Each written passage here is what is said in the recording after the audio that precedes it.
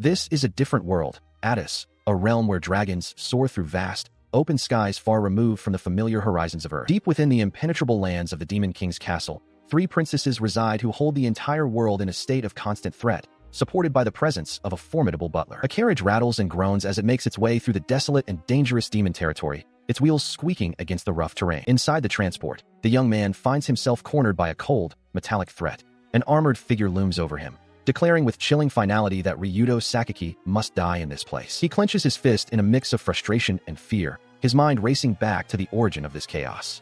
This waking nightmare had its roots exactly 1 week ago. It began with a blinding light and a royal welcome in a grand, unfamiliar hall. Princess Arya stood before a group of bewildered students, greeting them as heroes summoned to the world of Addis. They had been in their classroom when a massive earthquake struck, and the next thing they knew, they were being told their lives in their original world were over. She gestured toward the sprawling majesty of the Lux Empire, explaining that their sudden arrival was the result of a sacred summoning ceremony performed by the state. The reason for their presence was a desperate plea for help. Evil monsters were ravaging the land, and the Demon King's shadow loomed large. The princess begged the students to lend their strength to fight back and restore peace to her world. The group reeled from the shock, their voices rising in a chorus of disbelief and panic. They struggled to grasp the concepts of heroes and demon kings, horrified by the realization that they might truly be dead to their old lives. He swallowed hard, the weight of the situation finally settling in.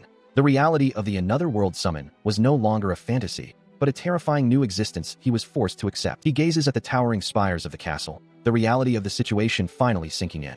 It feels less like a dream and more like a storybook come to life. A chance to become a hero and vanquish the Demon King in a world that feels remarkably like a game. While lost in these thoughts, he considers the miserable life he left behind on Earth. This new world offers a clean slate, a place where he can finally be someone of importance and change the trajectory of his existence. Nearby, the charismatic Shoyuta Isaguma steps forward to address the royal presence. He introduces himself with practiced ease, though he immediately inquires about the possibility of returning to their own world, expressing uncertainty about their current location. The princess delivers a chilling response, explaining that while return is possible, it would only lead to their immediate death since they were summoned at the moment of their demise on Earth. The revelation sends a wave of shock through the gathered students as they realize their old lives are truly over. Despite the grim news, Shoyuta rallies the group, declaring that since they were saved by this summoning, he will dedicate his strength to their cause. Inspired by his leadership, Mitsuki, Minace, and Shuji quickly pledge their support as well, thanking the princess for their salvation. Watching from the sidelines, the young man feels a pang of realization that he is not the protagonist of this tale. His introspection is interrupted when a court official requests that the heroes present their hands to confirm their magical statuses and roles in this new world. One by one, the statuses are revealed, showcasing impressive titles like Creator, Master, Guardian, and Saint Brave. The princess and her advisor look on with awe, marveling at the sheer potential and powerful abilities gathered before them. Seeing his classmate's success, he feels a flicker of hope that his own status might offer a way to change his standing.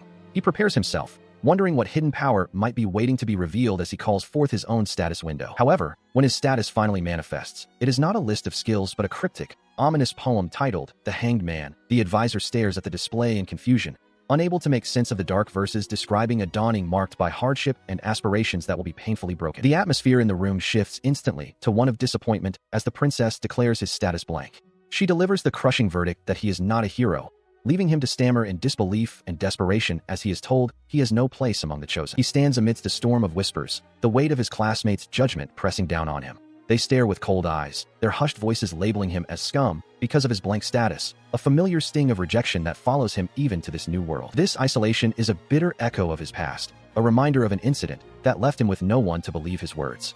He realizes that here, just as before, he is destined to be shunned and laughed at, a ghost among heroes who will never understand his plight. Amidst the tension, Princess Arya raises her voice to address the gathered students, offering a formal apology for the confusion. She announces that while the others will begin a year of training to face the Demon King's forces, she will personally attend to his unique situation later, ensuring he is not entirely forgotten. While his peers erupt in cheers, dreaming of sightseeing and exotic delicacies in this fantasy realm, he turns away, the vibrant excitement of the group only deepening his own sense of displacement. They discuss their future with hope, oblivious to the shadow he carries. His footsteps fall heavy on the stone floor as he wanders alone, the realization sinking in that this world offers no more of a home than the one he left behind. The promise of a new life feels like a cruel joke when the same patterns of exclusion repeat themselves. The princess soon catches up to him, her approach gentle as she offers another apology for the anxiety her earlier words might have caused. She stops him, her expression turning serious as she prepares to make a specific request that sets him apart from the other heroes. Leaning in with a proximity that catches him off guard, she places a hand near his heart and pleads for his cooperation for the sake of the Empire. Though wary, He finds the prospect of working with her far more bearable than remaining with the classmates who despise him, and he quietly agrees to her terms. As he prepares to follow the royal, he catches the eye of Mitsuki Kinomoto, who has been watching the exchange from a distance. He offers a brief, parting word, promising to see her later as he is led away from the group. Before they part, he acknowledges the incredible power she now possesses as a creator, a stark contrast to his own perceived worthlessness. When she asks if he will join the upcoming celebration, he simply shakes his head, knowing he has no place in their festivities. She looks down, her eyes filled with a quiet regret as she apologizes for her silence during his public rejection. Her sorrow is palpable, a rare moment of genuine empathy in a room full of hostility, leaving her standing alone with her guilt. She reaches out, pressing a small, crystalline charm into his palm. It is a gift forged from her own unique ability, a safeguard that will trigger its magic the moment it is shattered. He gazes at her in silent wonder, struck by her kindness and questioning if she might truly be an angel in this harsh world. As they walk through the quiet corridors of the castle, she questions his next steps. He reflects on his debt to those who saved him, expressing a quiet determination to find a way to repay their mercy, even if his role remains uncertain. She admits to a growing sense of dread about the path ahead, but he merely offers a faint, resigned smile. He reminds her that his life was already forfeit once before, and now, he simply wishes to see what he is capable of achieving with this second chance. That chance is brutally snatched away as a heavy boot slams into his chest, sending him tumbling from the back of a moving carriage. The armored executioner looms over him, coldly declaring that his only remaining purpose is to die in the wilderness to serve as a sacrificial distraction. He hits the dirt hard, the carriage disappearing into the gloom of the surrounding forest. The realization of his expendability sinks in as the knight's parting words echo through the trees, mocking his status as a fake hero left to rot in the dark. Alone amidst the rustling leaves, he stares blankly into the shadows. A hollow ache fills him as he remembers his simple, desperate desire to finally be of use to someone, a hope that has now been twisted into a death sentence. Despite the crushing weight of betrayal, he slowly forces himself back to his feet. He acknowledges the bitter truth that he is unwanted in both his old world and this new one, yet a spark of defiance flickers within him, driving him to struggle until the very end. Suddenly, a sharp, persistent ringing erupts in his mind, accompanied by glowing script that manifests in the air around him. The words, "Trial commences" burn into his vision, and he feels a surge of strange energy, prompting him to stake everything on this unexpected turn of events. A translucent interface flickers into existence, displaying his name and a series of unfamiliar attributes.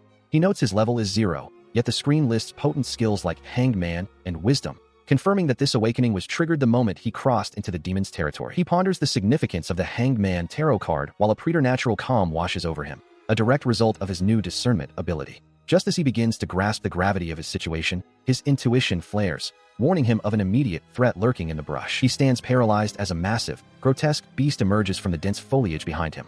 The creature is a nightmare of matted fur and raw muscle, its face a twisted, human-like mask with bulging eyes and yellowed fangs. As it looms over him, its long, sharp claws glint in the dim light, and a chilling realization settles in. A monster is approaching. His heart hammers against his ribs as ethereal messages flicker into existence before his eyes, identifying the beast as a gore monk. The trial of the Hanged Man is suddenly laid bare.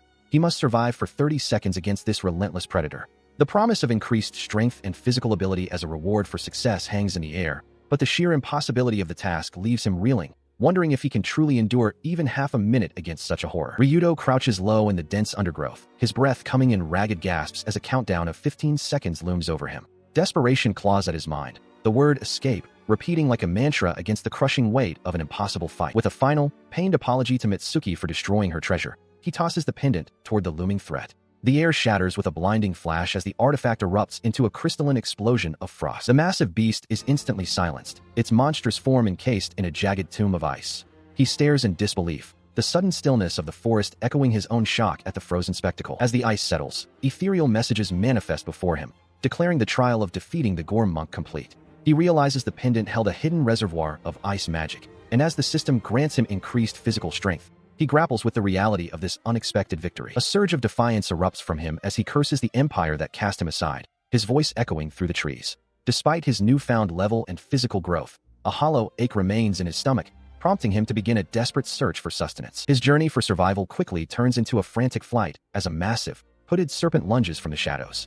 He pushes his body to its limits, the forest floor blurring beneath his feet as he narrowly evades the predator's strike. The struggle continues as he finds himself swarmed by small, winged terrors, forcing him to fight for every scrap of food he can find. He devours what he can, his face etched with the grim determination of a man pushed to the brink of his humanity. Days of relentless combat leave him standing amidst a graveyard of fallen monsters, his uniform tattered and his spirit weary. The silence of the woods is now heavy with the scent of blood and the weight of his solitary survival. Eventually, his body fails him, and he collapses onto the damp earth, a violent cough racking his frame as starvation takes its toll. An ethereal prompt attempts to intervene, but it flickers and dies, leaving him to curse the useless system in his moment of absolute weakness. Reaching a trembling hand toward the pale crescent moon visible through the canopy, he questions the very purpose of his continued existence. The pain is a constant companion, a cruel reminder of a life he no longer recognizes as he drifts in the darkness of the unknown. He reflects on a time when his dreams were boundless, recalling how he once believed he could become anything, an invincible hero or a legendary savior of the world. This optimism was shattered by a dark incident that forced him to flee into the night, escaping the prejudices of those around him, only to realize that he had achieved nothing then, just as he feels he is achieving nothing now. A sudden rustle in the nearby brush snaps him back to the present, and his eyes widen as he catches sight of a human shadow moving through the trees. Sweating and breathless, he wonders who could be out here and, more importantly, what they could possibly be running from with such desperation. He collapses to his knees, his body trembling as he battles a paralyzing wave of hesitation, knowing that this is not the moment for indecision. Through the foliage, he witnesses a terrifying sight. The demon princess, Rurunia, is cornered by a massive, white-furred beast known as a gore monk. She screams in terror, her magic failing her as she pleads for someone, anyone, to save her from the impending slaughter, calling out for her family in a desperate, final prayer. His internal survival instinct screams at him, warning that any movement or attempt to intervene will result in his certain death, but he fiercely silences the voice of his intuition. He refuses to remain the useless person who was abandoned in this world, deciding that even if he is destined to fall, he will not do so without a fight. With a newfound resolve, he declares that he will be useful for the sake of another,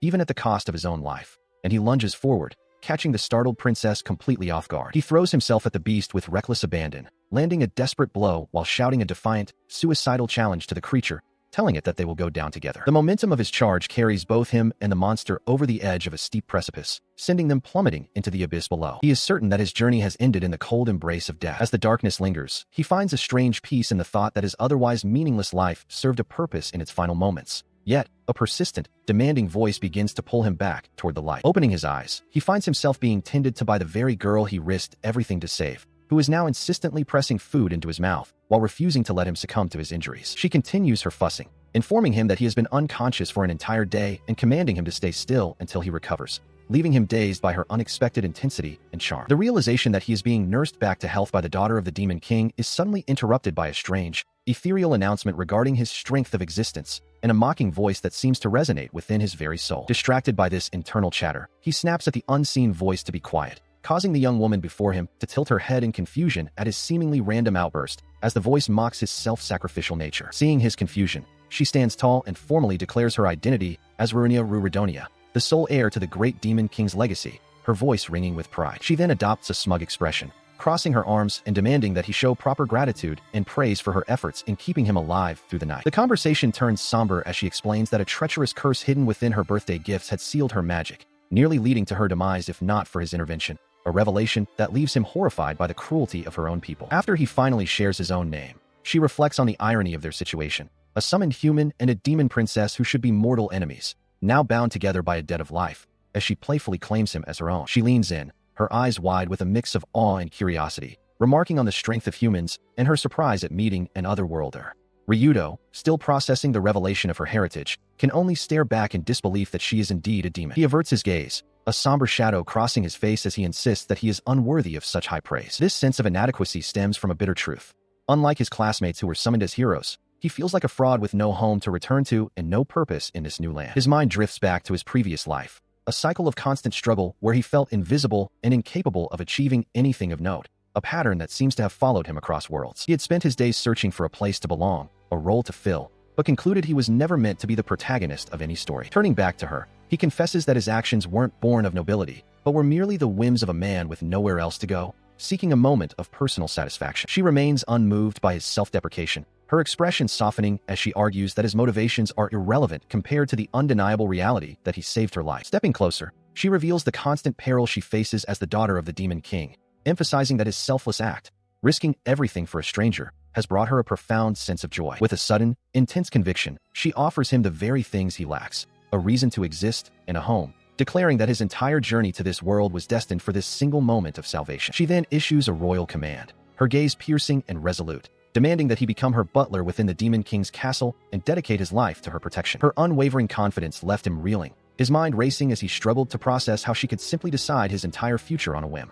He looked up at her, his expression a mixture of disbelief and awe at the sheer force of her will, wondering what could possibly fuel such absolute certainty in a world so cruel. He sank to his knees before her, a hand clutching his chest as a warmth he had never known began to spread through him. Despite her demanding and forceful nature, the realization that someone finally needed him, that he had a place where he belonged, brought a surge of genuine happiness that nearly overwhelmed his senses. He knew that by reaching out, there would be no turning back to his old life, yet he didn't hesitate. As she extended her hand and issued a final, binding command for him to live for her sake, he met her gaze with a newfound clarity and accepted his role, marking the beginning of a journey that would burn brightly across this dazzling new world. The group travels through a lush forest, the path ahead clear and inviting.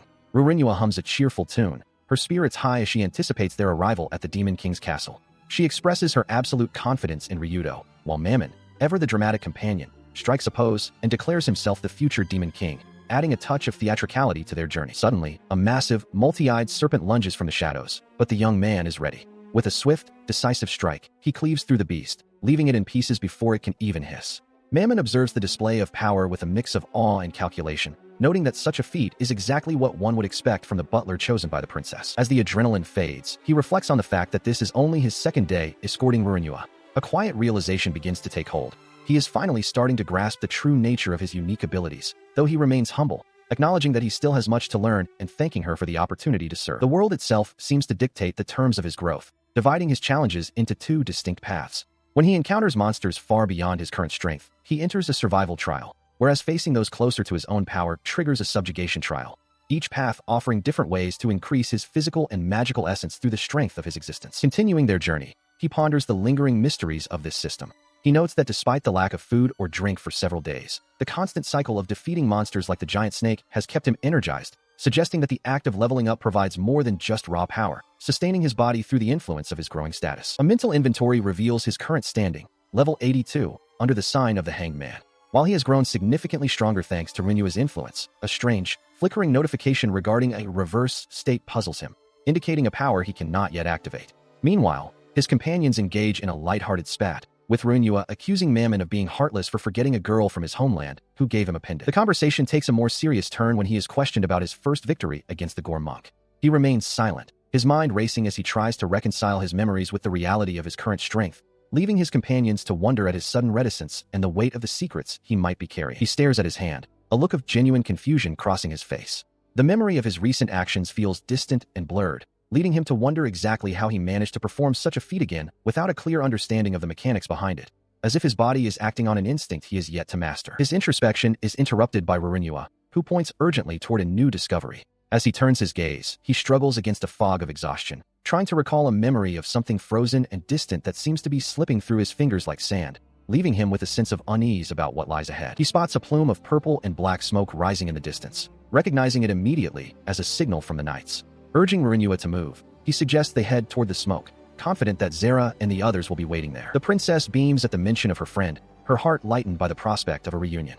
Nearby, a sudden flash and a sharp crackle of energy signal a shift in the atmosphere. He breaks into a sprint, his speed so great that Rurinua has to cling tightly to him, her voice filled with awe at his prowess. As they race through the forest, he reflects on the upcoming meeting at the Demon King's castle, feeling a burgeoning sense of purpose and belonging among these new allies. Suddenly, his instincts scream a warning, and he leaps high into the air to avoid an unseen threat. A massive, shadow-draped beast emerges from the gloom, its eyes glowing with predatory intent.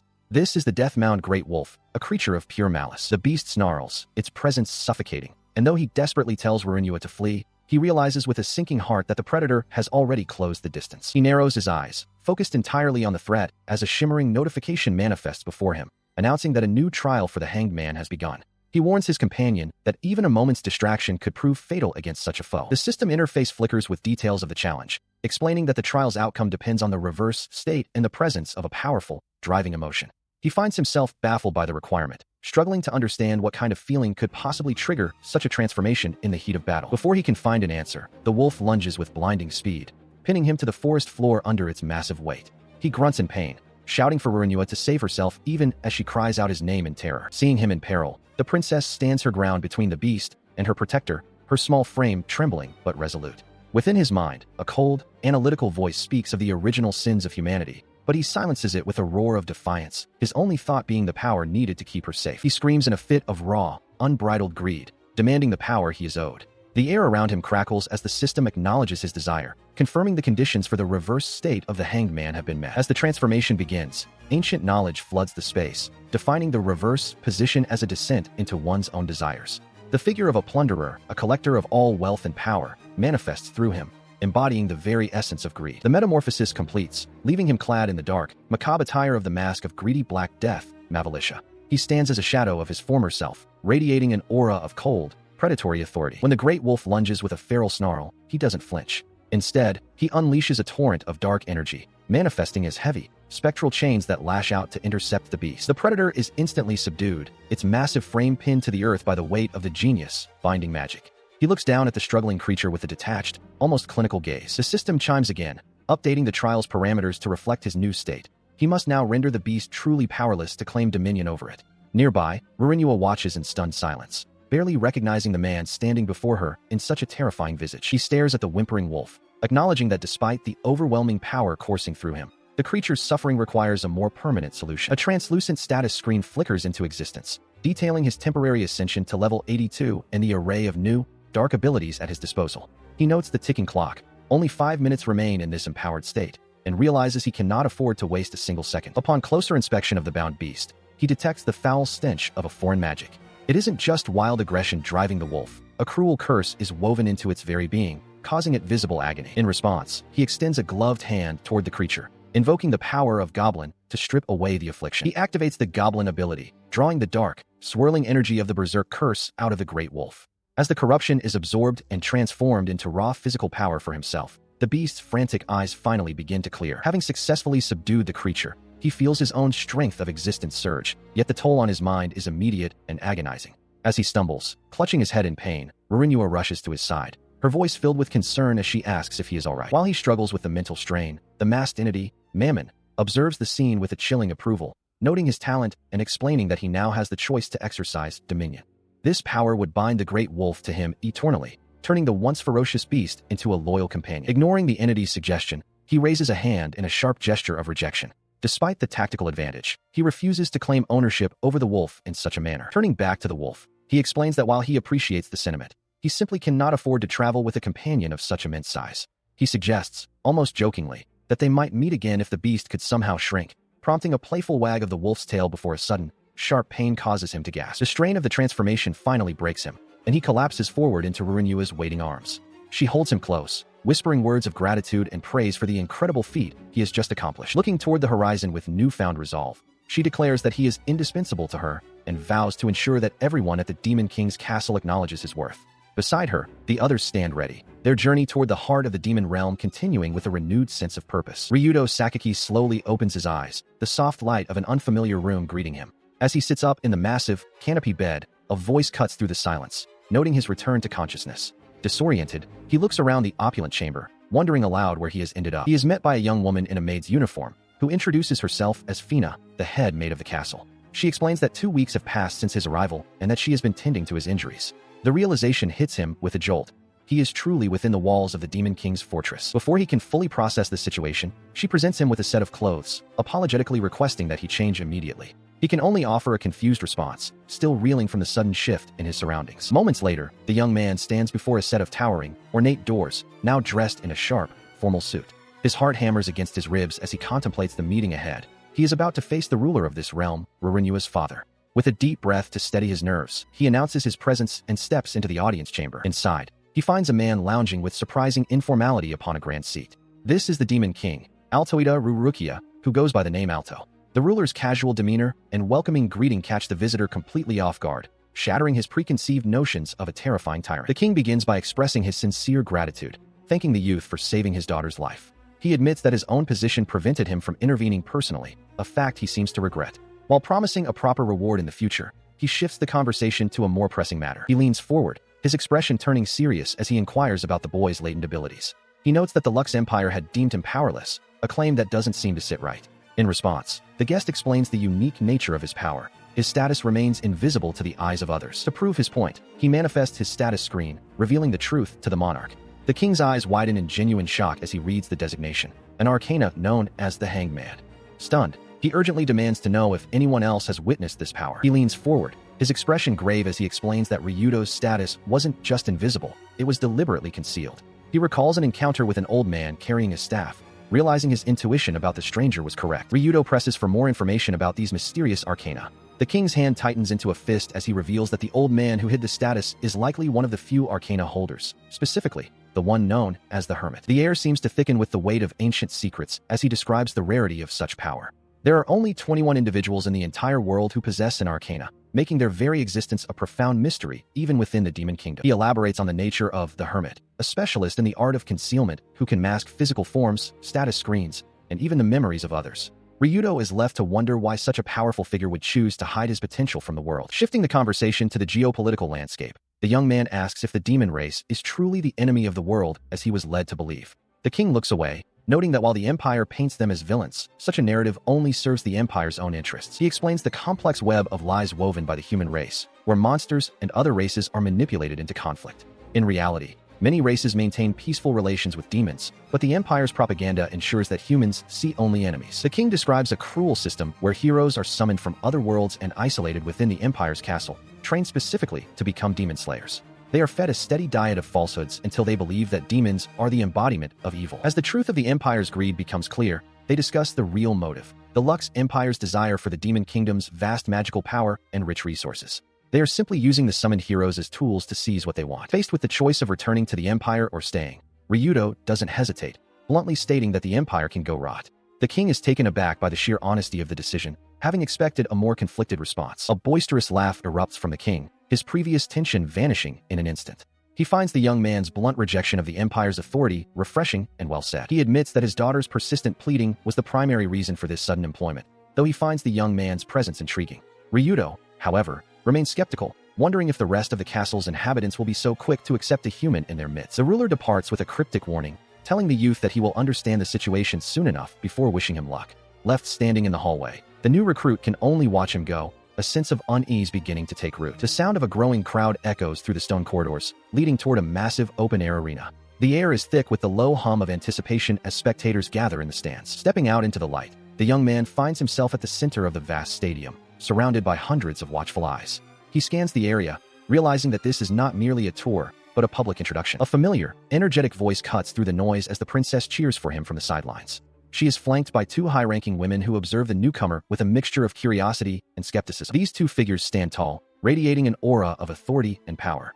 One possesses the sharp, calculating gaze of a seasoned mage, while the other carries the rigid, disciplined posture of a warrior. The princess introduces them as Nell, a powerful magician, and her cousin, and Zara, the formidable knight captain. While Nell offers a polite, if distant, greeting, the captain's eyes narrow into a cold, piercing glare. Without warning, the warrior closes the distance. Her face inches from his as she voices her disdain. She refuses to accept that a mere human, especially one who looks so physically unremarkable, could ever serve as a butler in this castle. Despite the princess's attempts to intervene and defend her benefactor, the tension in the arena only continues to mount. The young man remains composed, acknowledging to himself that earning the respect of these demons will be a far greater challenge than he anticipated. Stepping forward, the princess declares that while she considers him her savior, the rest of the kingdom requires a different kind of proof. She gestures toward the arena floor, where a massive, armored opponent awaits to test the human's worth in combat. He accepts the challenge with a calm, measured tone, acknowledging the terms set by the knight captain. Zara, her arms crossed and expression stern, informs him that his opponent will be an elite member of her own squad, a test to see if he can truly hold his own in this kingdom. Before the duel commences, his mistress leans in with a playful yet expectant look, noting that her orders should be obvious without being spoken. He bows his head slightly, reaffirming his loyalty and readiness to fulfill her unspoken command. As he steps into the center of the arena, he faces a massive, horned warrior who scoffs at his lack of a weapon.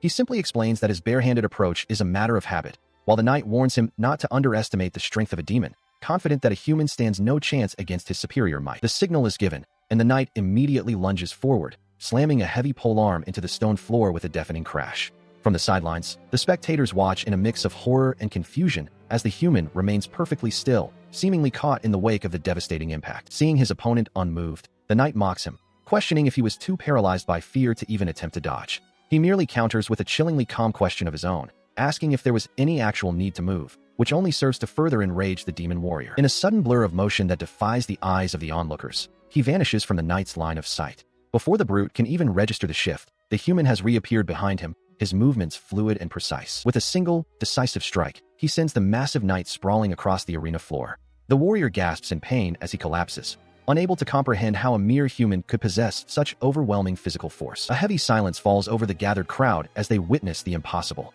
The elite soldiers and nobles alike are left speechless, their preconceived notions of human weakness shattered in an instant. Even the knight captain is forced to reconsider her assessment, her mind racing to understand the source of such amateurish yet undeniably potent ability. Amidst the cheers and the official declaration of his victory, he quietly reflects on the grueling training and leveling he endured within the forest, knowing his efforts have finally borne fruit. His mistress, beaming with pride, brushes aside any remaining doubts and announces a grand celebration to welcome him properly. He drops to one knee, formally pledging his sincerity and service to her, solidifying his place as her trusted butler in the eyes of the entire kingdom. He kneels before the princess, a solemn vow passing between them as he accepts his new role. This moment marks his first true step into this new world, a profound realization that he is finally, truly alive. Rurinua looks down at him with a mixture of expectation and warmth, urging him to meet the high standards she has set.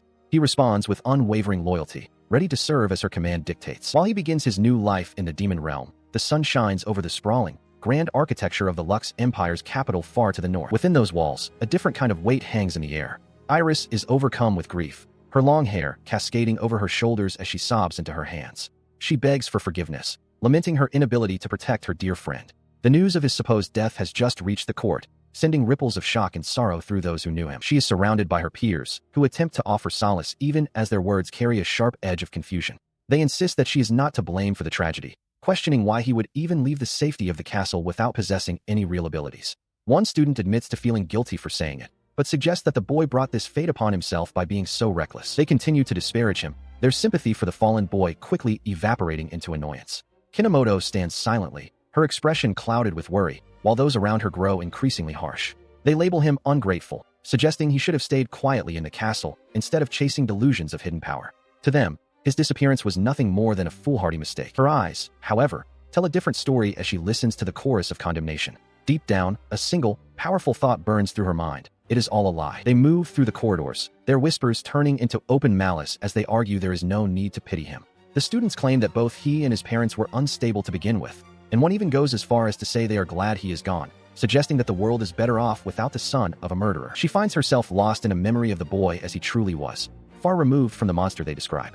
Kinomoto recalls him sitting quietly in the library, a book in hand and a calm, studious expression on his face. The contrast between the peaceful boy in her memory and the hateful labels her peers use is jarring, leaving her alone in her silent defense of his character. Meanwhile, a mysterious figure walks down a long, sun-drenched corridor, their footsteps echoing against the polished floor with a purposeful rhythm. They pause to address a silent observer perched in the darkness, noting that the death-mound Great Wolf has been released. The figure muses that the Devil's Curse has proven to be a disappointment, suggesting that the events unfolding are part of a much larger, more calculated scheme than anyone in the Empire realizes. She stands before the Elder, her voice cold as she demands an end to his interference with the one known as the Hanged Man. The man, startled by her sudden contact after decades of silence, can only marvel at her reappearance, his weathered face etched with surprise. Dismissing his attempts at pleasantries, she insists on a direct answer, her time far too valuable for idle chatter.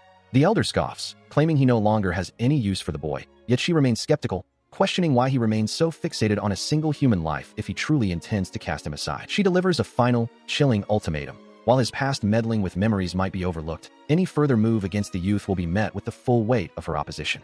The Elder is left reeling, stunned that she would risk the stability of an entire nation for such a cause, unaware that she simply finds the path of predictable revenge too tedious to entertain. As the secret meeting concludes, the gears of fate begin to turn toward a predetermined horizon.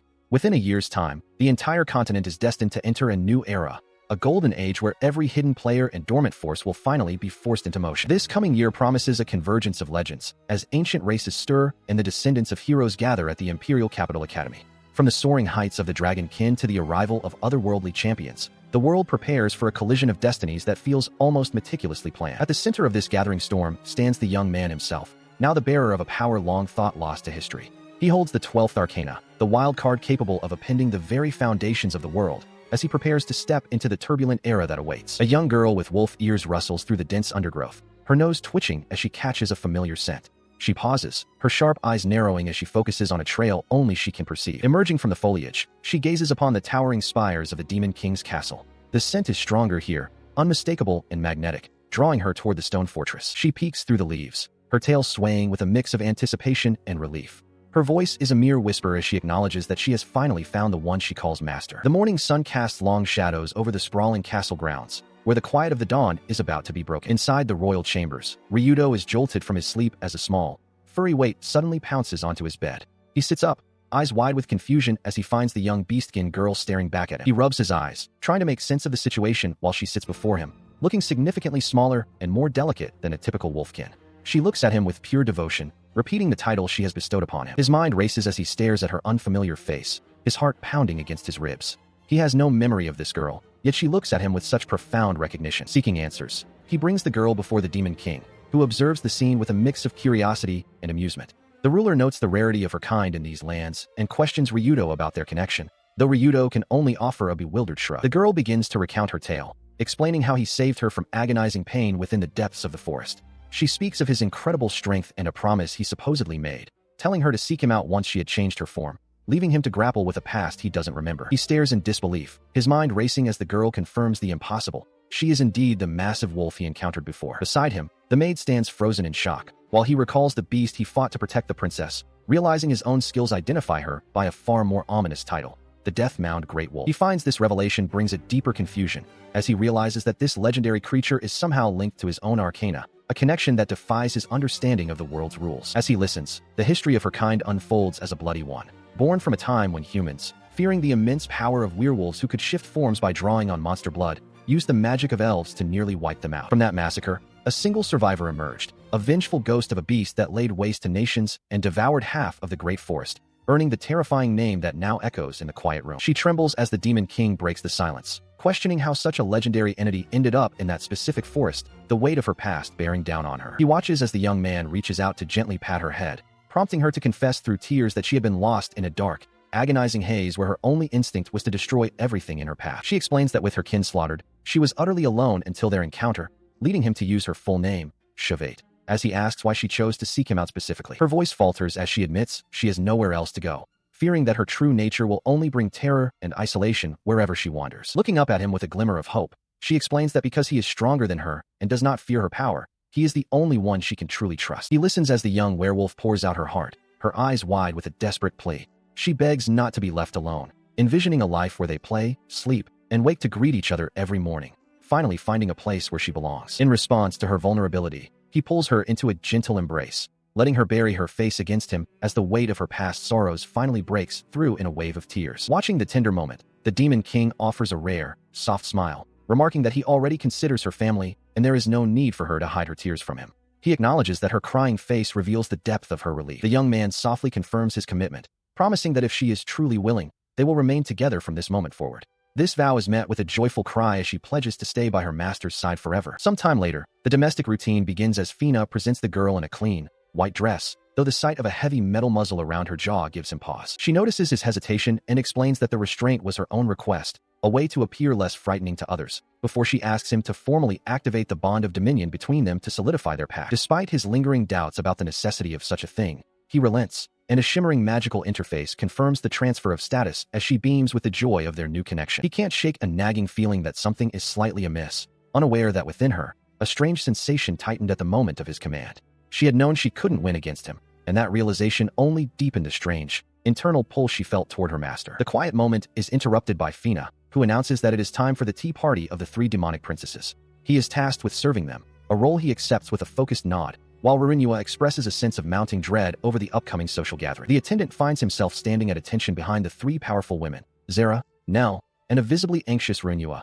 as they gather to discuss the shifting tides of the kingdom. Despite their formidable titles, they appear to him like normal girls, though the weight of their conversation suggests otherwise. He maintains a professional composure while serving the delicate almond cakes known as financiers, despite the palpable disdain radiating from the dark-haired princess. She makes no effort to hide her contempt for his human heritage, a sentiment that seems shared by her companion, yet he remains focused on his duty. The tension in the room shifts instantly as the three noble women take their first bites, their expressions of skepticism melting into pure, unadulterated delight. Seeing their reaction, he quietly admits that he prepared the treats himself, knowing the princess's fondness for sweets. The guests are captivated by the perfect balance of a soft interior and a crisp outer shell. The atmosphere becomes almost frantic as they clamor for more, their royal poise momentarily forgotten in the face of such culinary excellence, leaving the stoic Nell visibly shaken by the display. She quickly attempts to regain her composure, insisting that a few well-made snacks do not mean he has earned her respect, though her defensive posture suggests otherwise. Seizing the moment of levity, he pivots the conversation toward the crisis at hand, prompting the princess to reveal a dire shortage of sunshine grass, the essential ingredient for their sugar. This vital crop is failing because the sun has mysteriously ceased to rise over the village that supplies the castle,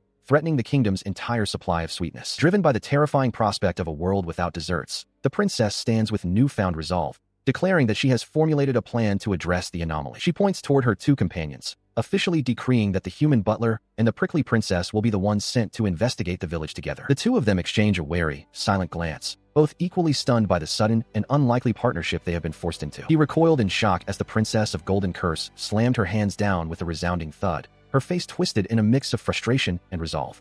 The sudden outburst left him momentarily speechless, his eyes wide as he tried to process the intensity of her reaction. He then watched as the Princess of Annihilation merely laughed, delighted by the arrangement and urging the two of them to find a way to get along. Nearby, the knight captain chimed in with cheerful approval, noting how perfectly everything seemed to be falling into place, while the dark-haired mage beside him could only seethe in silent frustration. She then fixed them with a stern, unyielding gaze, reiterating her command that they must conduct the investigation together. The mage attempted to protest, frantically pointing out that her assigned partner was a mere human, but her objections were met with the princess's absolute authority, leaving no room for further argument. They finally bowed their heads in reluctant acceptance of the royal decree, realizing there was no escape from their shared fate. While the young man maintained a stoic, if slightly weary, expression, his new partner could barely hide her lingering resentment, her face flushed as they prepared to embark on a mission that neither had truly anticipated. A horse-drawn carriage rattles along a dirt path, carrying its passengers toward their next destination. Inside the cramped cabin, the young man with sharp features and dark hair, Ryudo, flips through the pages of a book, while his companion, Nell, stares out the window in stony silence. The silence between them is heavy, thick with an unspoken tension that makes the air feel stagnant. She finds the situation incredibly awkward, her gaze fixed firmly away from the man sitting directly across from her. He steals a glance at her, debating whether to break the quiet with a conversation.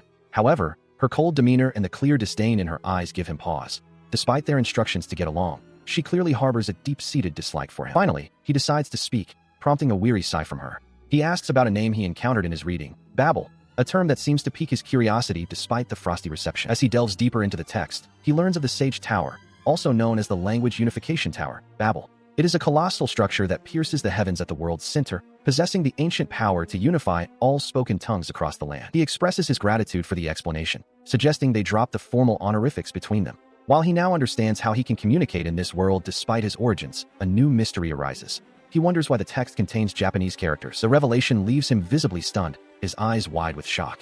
She, however, remains unimpressed, her expression sour as she makes it clear that no amount of flattery will change her view of him as a suspicious individual. He accepts her bluntness, deciding it is better to be direct than to maintain a false politeness. She questions the need for his perceived hostility, though her own tone remains sharp and defensive. As the carriage nears a human village, she outlines their next steps. He is tasked with gathering information from the locals himself, a plan he agrees to as they prepare to step into the unknown. She remains a mystery to him, her disdain for humanity making him feel it's best to handle their current task alone.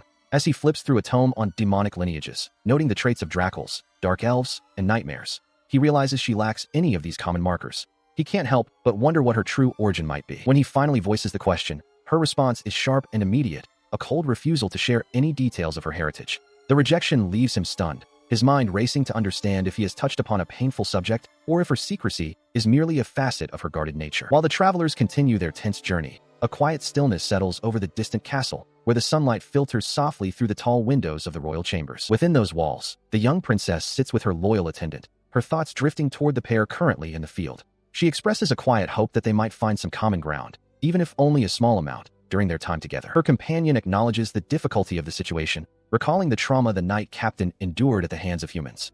They both see a reflection of that same guarded pain in the young man who now walks by her side, recognizing a shared burden between the two. Despite the gravity of the past, the princess's mood shifts to one of playful mischief as she suggests that the young man's affection for her might be the key to resolving any friction. With a devilish chuckle, she hints at a curse she might employ, leaving her maid startled by the sudden change in temperament. Far from the castle's intrigues, the group nears their destination, the path ahead clear under the afternoon sun. They discuss the lack of any unusual activities so far, though the knight captain warns that they must remain vigilant until they are safely within the village walls. As the day fades into a moonlit night, the atmosphere grows heavy with an unspoken tension. The two of them pause, looking up at the silver orb hanging in the dark sky, unaware that the peace of their journey is about to be shattered. The silence is broken by a sudden, ethereal proclamation appearing before their eyes, announcing the start of a trial. The young man recoils in shock, realizing that this mysterious event has been triggered the moment they drew close to the human settlement. He reaches out, only to find their path blocked by an invisible force that he identifies as a powerful barrier. His companion is equally bewildered, having never encountered such magic in this region, and he turns to her with concern, checking to see if she has been harmed by the sudden obstruction. He stands ready as a massive, tusked beast lets out a deafening roar that shakes the very air.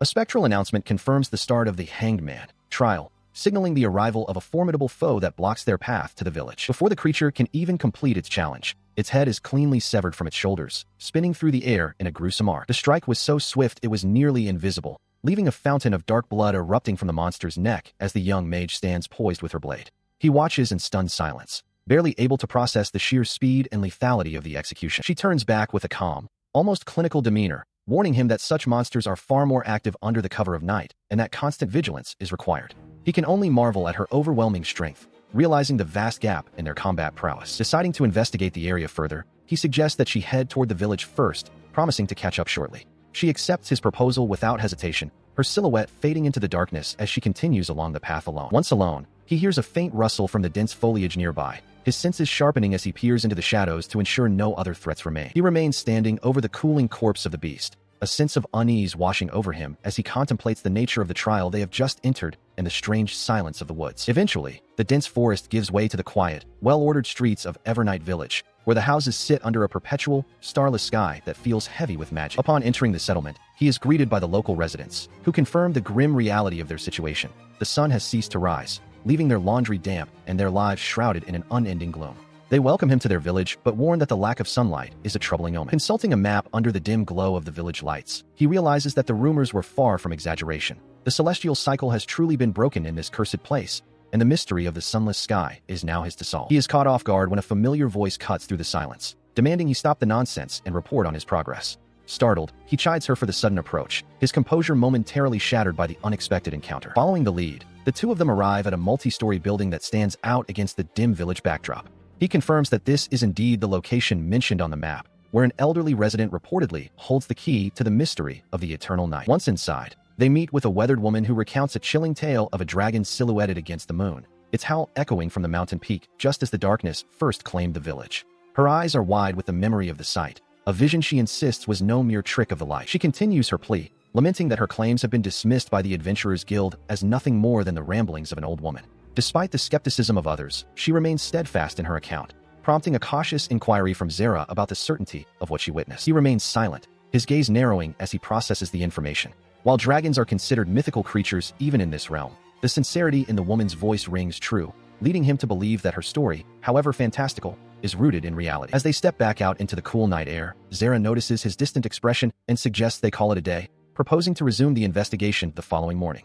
He is still lost in thought, only half hearing her words as the image of the mountain dragon lingers in his mind. Sensing his preoccupation, she remarks on his unusually candid behavior before they finally part ways for the evening. He offers a brief farewell, his mind already turning toward the challenges that await them at dawn. He retreats to the solitude of his quarters, the heavy door closing with a definitive thud that echoes through the small room. A long, weary sigh escapes him as he finally allows the tension of the day to begin to dissipate. The young man sinks onto the edge of the bed, the mattress yielding under his weight with a soft sound. He reflects on the day's events, noting with a hint of surprise that he and his companion have actually managed to find some common ground. Lying back and staring at the ceiling, he admits to himself his lack of experience in navigating such social dynamics.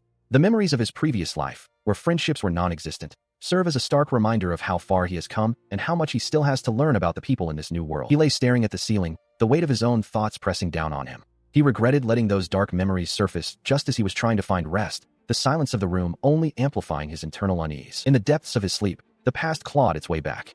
He saw himself standing in a sterile school corridor, his hand trembling violently as a sharp, metallic click echoed through the silence, signaling a point of no return. The dream twisted into a nightmare, the word murderer screaming across his vision in jagged, accusing letters. With a gasp, he bolted upright, the command to wake up finally breaking the spell of the haunting vision that plagued his subconscious. He sat on the edge of the bed, rubbing his face as a heavy sigh escaped him. The room was dim, the moonlight filtering through the window, and he realized with a start that he had no idea how long he had been unconscious. His immediate priority shifted to checking on his companion. Upon finding the local innkeeper, he learned that his companion had already departed, heading toward the mountains with a visible lack of stability in her gait. The man explained that she had left just moments ago, looking unwell, which caused a cold dread to settle in his chest. He could sense a premonition that something was terribly wrong. Stepping out into the cool night air, he paused at a sudden rustle in the nearby brush. He took a deep breath, trying to steady his racing heart, and convinced himself that the sound was merely the wind playing tricks on his frayed nerves as he scanned the shadows. His relief was short-lived as his gaze fell upon a gruesome sight on the forest floor.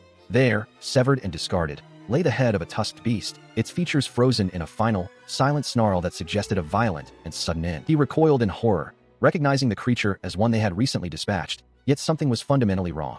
The flesh was unnaturally parched and withered, as if decades had passed since its death rather than mere hours, and a strangled cry of shock escaped his throat as he realized the impossibility of its state. The realization hit him with the force of a physical blow. The creature hadn't just died. It had been completely hollowed out. Every drop of its lifeblood had been systematically drained away by something far more predatory and efficient than a simple beast. Driven by a frantic need to protect her, he sprinted into the dark woods, his mind racing with images of what might have befallen his friend. He called out her name into the shadows, his desperation mounting with every step as he prayed he wasn't already too late. He pushes through the dense foliage, the sound of rushing water growing louder with every step. Guided by the noise, he breaks through the brush and discovers a river shimmering under the moonlight. He finds her standing amidst the gentle current, exposed to the night air. Her back is marked by jagged, glowing scars that seem to pulse with a life of their own, and she grips a blade with a tense, alert posture. His foot snaps a dry branch, the sharp sound echoing through the quiet clearing.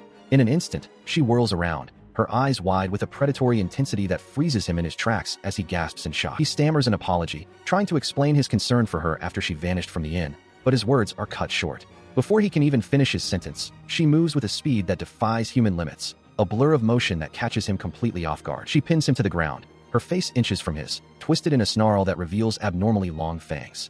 Her eyes, now a piercing gold, shine with a feral light in the darkness, revealing her true nature as a vampire awakened by ancient blood and a deep-seated resentment for the world. Her lips stained with blood, she declares that his life must end here because he has seen the mark of her true identity. She stands as a member of a lonely lineage, a race that has long been the enemy of all mankind, and she cannot allow a witness to survive. Under the cold, silver glow of the full moon, she stands alone, her bare back marked by jagged scars that tell a story of past violence. The night air is thick with the scent of blood, a smell that stirs an ancient, accursed instinct within her, fueling a deep-seated grudge against the humans who stripped everything away. This hatred is rooted in a traumatic memory of a blood-soaked forest where, as a child, she stood amidst the carnage, her small form trembling with a rage that has never truly healed. Meanwhile, Ryudo pores over an ancient tome, his eyes widening as he reads the description of a vampire, a being mutated from humanity, possessed of sharp fangs and golden eyes. The realization of what he is dealing with begins to dawn on him. The text describes the prehistoric origins of these creatures, detailing how a true ancestor once overcame the weakness of sunlight to prey upon all living things, leaving behind a legacy of tainted blood that still flows within the human race. Suddenly, the girl lunges at him, pinning him down with lethal intent as she declares that because he knows her true identity, he must die. He desperately pleads for his life, promising to keep her secret, but she remains conflicted, fearing that her exposure would end her life in the Demon Kingdom. Her resolve wavers as tears well in her eyes, a flicker of hope struggling against a lifetime of betrayal. She whispers a desire to believe him, yet the weight of her past makes trust feel like an impossible luxury. Her mind flashes back to a time of innocence, her 5th birthday, where she was surrounded by warmth and laughter, a stark contrast to the monster she believes she has become because of human cruelty. Those days of flower crowns and gentle smiles feel like a lifetime ago, a precious dream that was shattered, leaving only the bitter remains of the girl she once was. She remembers a time of simplicity, a modest but peaceful life with her parents. With a flower crown resting on her dark hair, she called out a cheerful goodbye, heading out to play under the warm sun. Skipping along the path, she hummed a light tune, her small feet tapping rhythmically against the ground. The world felt bright and full of promise. Her joy was infectious as she encountered a neighbor, proudly showing off the floral wreath her parents had crafted for her. The woman smiled warmly, remarking on how much she had grown and predicting she would one day be as beautiful as her mother. However, the pleasant exchange was cut short by a sudden, unsettling sensation. As she turned away, the neighbor's expression shifted from warmth to confusion, sensing that something was fundamentally wrong. Without warning, the girl's body began to change, dark, leathery wings erupting from her back. The neighbor recoiled in a sharp gasp of terror, her eyes wide with disbelief at the sight of the unnatural transformation. Trembling with fear, the woman shielded her face, her voice trembling as she branded the child a monster. The once friendly neighbor was now paralyzed by a primal dread. Confusion clouded the young girl's mind as the world around her turned hostile. Voices rose in a frantic chorus, calling for help and decrying the presence of one with unclean blood, marking the moment her life was irrevocably shattered. Desperate for sanctuary, she fled back to her home and collapsed into her mother's arms. The woman stared at her daughter's new, demonic form with a mixture of shock and profound sorrow. Despite the terrifying change, her mother pulled her into a tight, protective embrace. She whispered words of unconditional love, promising that no matter what she became, she would always be her precious child. Yet, The sting of rejection lingered in the young girl's heart. Through tear-filled eyes, she questioned her own nature, wondering if the fear she had inspired in others meant she was inherently broken or evil. She was once surrounded by warmth, her parents reassuring her that she was the kindest child in the world. They spoke of simple joys, like a picnic and tasty lunchboxes, trying to shield her from the darkness that had begun to manifest. But her peace was shattered by a violent pounding at their door.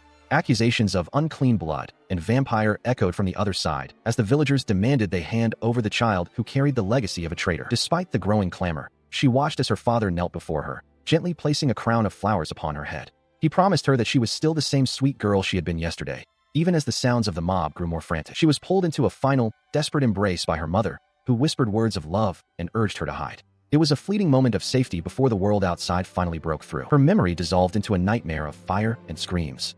She wandered through the smoke, her voice small and trembling as she called out for the parents who were no longer there to answer. In the ruins of her home, she was betrayed by the small, dark wings on her back.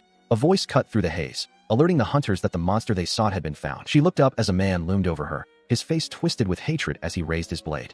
He spoke of her as an unsightly thing that needed to be purged, ignoring her silent, tearful pleas for mercy. Her terror was interrupted by the sharp ring of steel hitting the ground, signaling a sudden end to the confrontation and leaving only the cold weight of the weapon behind. Years later, Nell is still haunted by the echoes of those accusations. She stares into the void, wondering if the blood of the true ancestor within her truly makes her existence a sin. Her struggle with identity is mirrored in the life of another. In a quiet classroom, Ryudo sits in isolation while his peers whisper venomous words about his lineage, questioning if a child of murderers has any right to live at all. He sprinted through the sterile school corridor, the weight of his family's reputation a heavy burden that seemed to follow him everywhere.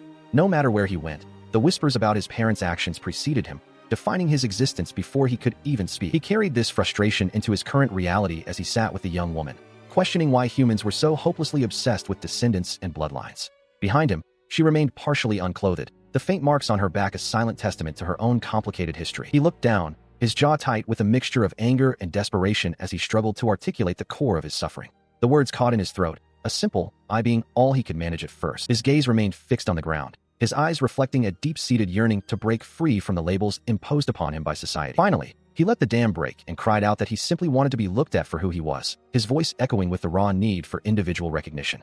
Beside him, she watched in stunned silence, her eyes wide as she absorbed the intensity of his outburst. In that moment, he realized that they were remarkably similar, both haunted by legacies they didn't choose. They sat together in the quiet clearing by the water, the weight of their conversation hanging heavy in the air. She suddenly stood up, her shirt still draped loosely over her shoulders as she decided that she could no longer remain silent. She felt a pressing need to counter his self-pity with her own truth. Lunging forward, she grabbed him by the shoulders and shook him, calling him an idiot and demanding that he get a hold of himself. She didn't let up, pointing out the irony of his desire to be seen for himself while he continued to define everything through the lens of being human. She shouted that his constant focus on his race was exactly what was holding him back. He looked back at her, his expression softening as he finally spoke his own truth. He told her that from the very beginning, he had never seen her as a monster or a curse, but simply as Zara, the person she truly was. He leans in close, his voice sharp with a desperate kind of logic as he challenges her perception of their differences.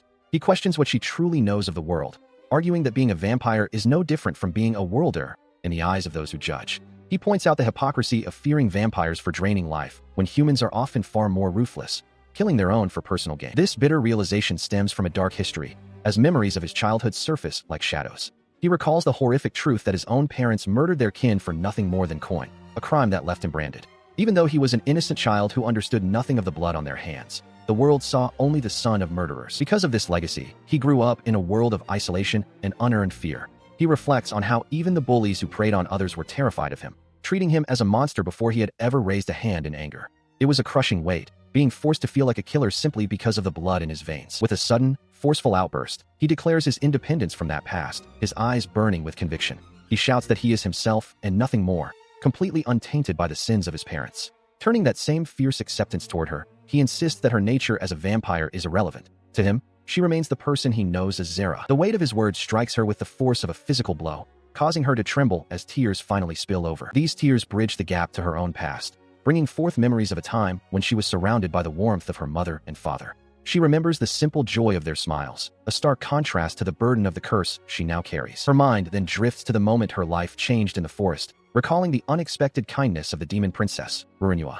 Despite the smoke signals and the inherent danger of their meeting, the princess had looked at her with a genuine, radiant smile and called her a friend. This thread of connection extends to everyone she has met since, from the stern but caring Alto and the diligent Fina to the watchful eyes of Nell. She realizes that within the walls of the demon castle, she isn't viewed as a monster or a tool, but as someone precious and worthy of concern. Seeing her vulnerability, he softens his tone, admitting that he doesn't want to see her die, just as the others wouldn't. She looks up at him, her expression a mix of hope and disbelief, and asks if he truly feels no fear toward her after everything that has happened. Under the cold, silent light of the full moon, he offers her the finality of his truth. He explains that hating her is impossible because he saw through her actions from the very beginning, recognizing that even when she tried to kill him, her heart was never in the blow. He gently reminded her of how she had happily eaten the snacks he prepared, just like any normal girl would.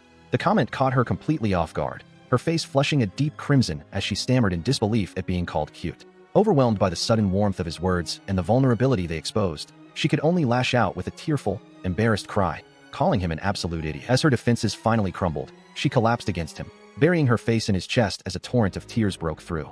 In the quiet of the night, her heart was a storm of conflicting emotions. She loathed the humans who had shunned her and the accursed instincts that defined her existence. Yet, what she despised most of all was the part of herself that still clung to life, yearning to survive despite the crushing weight of her own self-hatred. In the quiet of the kitchen, Ryudo prepares a drink, flicking a fire magic stone into a pot of milk to heat it instantly with a sharp crack of energy. His internal status manifests in a detailed display, revealing that he has reached level 116.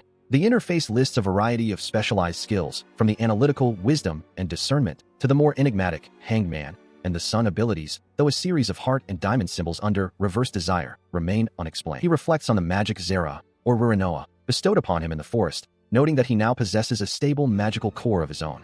Despite his lingering questions regarding the strange symbols on his status, he decides to focus on the present and knocks gently on her door. He is met by Zera as she opens the door moments later, looking sleepy as she hugs a pillow to her chest. He greets her warmly, offering the cup of hot milk he prepared as a gesture of care. They sit together on the edge of the bed, the atmosphere quiet as they share the late-night moment, the warmth of the drink providing a small comfort in the stillness. He finds himself suddenly aware of her proximity as she gently blows on the steaming cup, the intimacy of the small room heightening his senses. He tries to maintain his composure, suggesting they finish their drinks and focus on the investigation that lies ahead of them. She asks if something is wrong, but he simply deflects the question, insisting that everything is fine. He listens as she offers a quiet apology for her behavior earlier in the day, her voice soft and hesitant. He quickly dismisses her concerns, telling her not to worry, yet as he looks away, she steals a quiet, lingering glance at him. She remains flustered, her cheeks flushed a deep crimson as she avoids his gaze. He reflects on how she has finally begun to lower her guard, though he can't help but wonder how long she intends to maintain this bashful silence. In response to her lingering formality, he suggests they drop the honorifics entirely, a request that only heightens her embarrassment. When he addresses her simply by her name, she becomes a whirlwind of flustered protests, struggling to process the sudden shift in their dynamic. The quiet intimacy of the room soon gives way to the cold,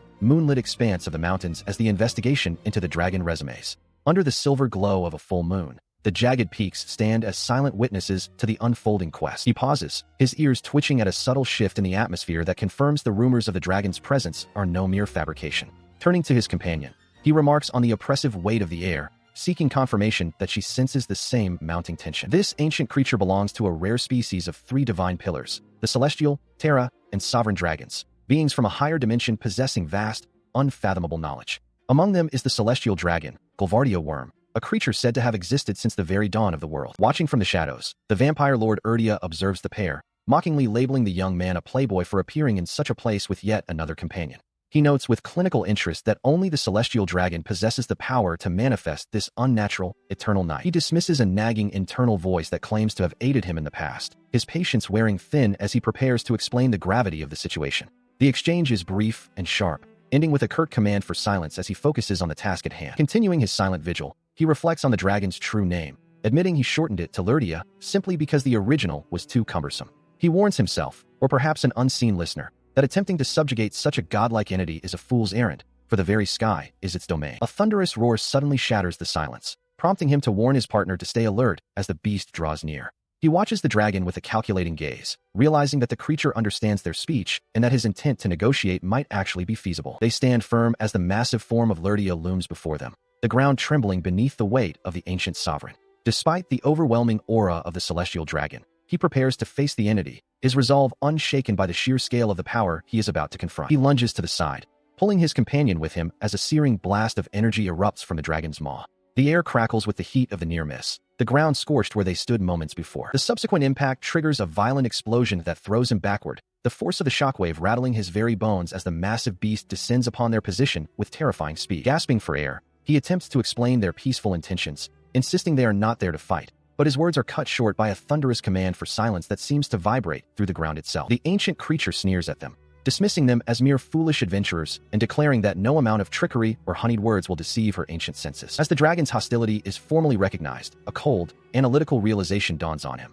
He is now facing the trial of the hanged man, where the stakes and potential rewards are tied directly to the nature of his own reverse ability. He weighs his dwindling options, his mind racing through the risks of using his reverse ability while the dragon's fury continues to mount, threatening to overwhelm them at any moment as the situation turns critical. Turning to his ally, he asks if she can hold the line for 10 minutes, even as the dragon mocks their insignificance, comparing their efforts to the tickling of a tiny mushroom against her massive form. His gaze hardens, a flicker of unwavering resolve igniting in his eyes as he prepares to commit to a desperate gamble against the celestial beast. Dropping to one knee, he acknowledges the grim reality that inaction is just as lethal as failure. If he does nothing, death is certain, leaving him with only one path forward. With a final, determined breath, he declares his intent to bet everything on his own power, assuring his companion that 10 minutes will be more than enough to turn the tide of this confrontation. He stands before the massive dragon, weighing his options. His greed skill is ill-suited for such a foe, forcing him to rely on his intuition to find a path forward. Recalling a sensation from the depths of a dark forest, he reaches for a power long dormant. The memory serves as a catalyst for the transformation to come. With a sharp command, he activates the reverse state. A series of internal confirmations echo through his mind as his magic power stabilizes, and he begins a dark incantation, claiming his role as the one who consumes all sacrifices and karmas. The transformation completes, manifesting the dark, insectoid wings of gluttonous locust, Zabulgra, upon his back. Turning to his companion, he places his very existence in her hands, entrusting her with his life. She meets his gaze with unwavering resolve, accepting the burden. Her only request is a simple, desperate plea for him to survive the coming trial. His physical state shifts drastically, while his strength and endurance plummet to near nothingness. His agility and magical capacity soar to godlike levels. He has 15 minutes to utilize a new suite of powers, including flight and the ability to draw the dragon's ire. Taking to the air with Gluttony Rock, he immediately invokes Yahweh to force the celestial dragon's attention onto himself. The massive beast remains unimpressed, mocking his incomplete state even as the terms of the trial are finalized. The sheer wind pressure from the dragon's presence proves overwhelming, sending him spiraling out of control. He crashes violently against the cavern walls, his flight magic struggling against the atmospheric turbulence. Despite the jarring impact, he quickly recovers and takes flight once more, clicking his tongue in frustration. The dragon watches his erratic movements, its patience beginning to wear thin. He continues to zip through the air with frantic, buzzing speed, evading the dragon's reach. The celestial beast growls in annoyance, likening his persistent, irritating maneuvers to those of a common fly. He readies himself once more as the sovereign dragon's voice booms across the battlefield.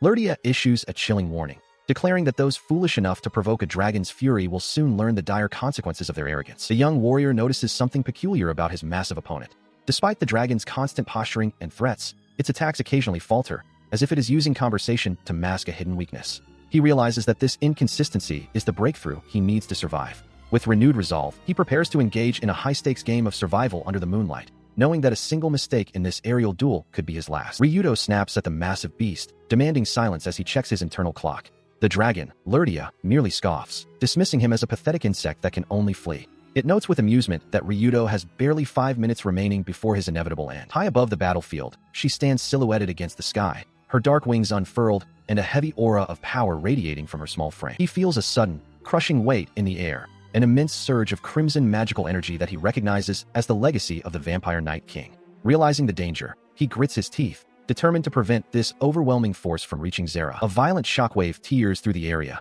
sending him reeling backward as the ground beneath him shatters. Amidst the chaos, the great dragon begins its heavy descent, its massive wings beating against the air. The dragon looms over him, its voice a low rumble as it declares that his provocations are nothing more than the futile buzzing of a winged insect. It warns that once the vampire lord above unleashes his true power, they will both be obliterated in a matter of seconds. He narrows his eyes, a sharp realization cutting through his panic. If the beast is truly this powerful, he wonders why it has been holding back its full strength until now. As the dragon lets out a deafening roar, the truth finally clicks into place. The creature has been intentionally pulling its punches whenever his back was turned toward the mountain. He stares at the massive talons gripping the earth, contemplating the dragon's restraint. Despite having the power to level the entire peak with a single breath, the beast chose to descend and engage him directly, seemingly to protect the very land they stand upon. He braces himself, teeth grit in anticipation of the coming onslaught.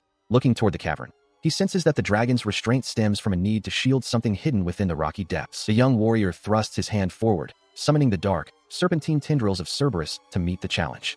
He is certain that even an attack of this magnitude will be insufficient to stop him. A blinding flash of pure energy erupts across the mountain peak, the sheer force of the collision shaking the very foundations of the earth. He collapses to the ground, his breath coming in ragged gasps as he realizes the dragon has somehow consumed the very essence of his magic. The beast looms over him, equally exhausted but still a lethal threat. Despite the shadow of death looming over him, he finds a sudden, inexplicable calm as his gaze falls upon his companion. His faith in her is absolute, washing away the fear of his own impending end. She steps forward with a quiet apology for her delay, her expression one of grim resolve. He tells her he is leaving the rest in her hands, and she accepts the burden, swearing a solemn oath upon her own blood. The young woman's aura flares with a terrifying intensity as she claims the night for herself, her voice dripping with venom as she curses the dragon for harming her friend. The ancient creature recoils in disbelief, sensing a lineage it thought long extinguished. Standing tall against the backdrop of the celestial conflict, she reveals the truth of her nature as a day walker who has conquered the sun itself. She carries the potent blood of the true ancestor,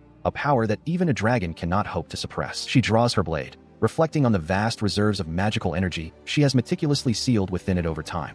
The dragon can only watch in frustration as she prepares to unleash the power she had previously kept hidden. With a look of fierce determination in her eyes, she resolves to release every ounce of her strength to protect those she holds dear. The air hums with anticipation as she prepares to invoke the true name of her magic sword. She lunges forward through the air, her blade gleaming with lethal intent as she channels the overwhelming power of a vampire lord against the massive beast. As the strike connects, the dragon's strength is forcibly siphoned away by a potent magic drain, leaving the creature gasping in agony while a strange, ethereal confirmation of their survival echoes through the air, announcing an increase in their strength and mana. With the dragon now collapsed and immobile on the cavern floor, the vampire lord calmly explains that he has merely depleted its mana reserves, ensuring it remains paralyzed but alive for the time being. Despite its weakened state, the dragon snarls with defiant rage, refusing to listen to any attempts at parley and demanding they remain silent as it rejects the possibility of words between them. It curses them as greedy invaders, yet its refusal to drop the magical night barrier surrounding the area strikes the group as a tactical error, suggesting the creature is desperately hiding a deeper secret. The beast's hostility only intensifies as they step closer,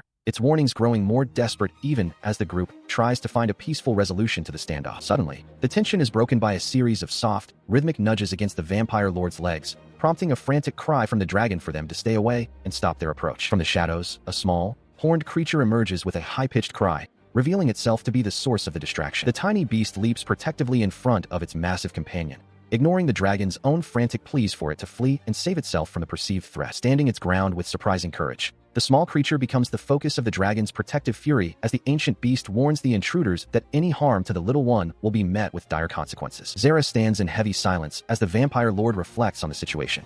He admits that he had sensed something was amiss from the start, realizing now that there was a deeper, more compassionate motive behind the dragon's initial hostility. Ryudo reaches out to gently pat the small, white creature, and the realization finally settles in. The great beast had been acting as a guardian all along.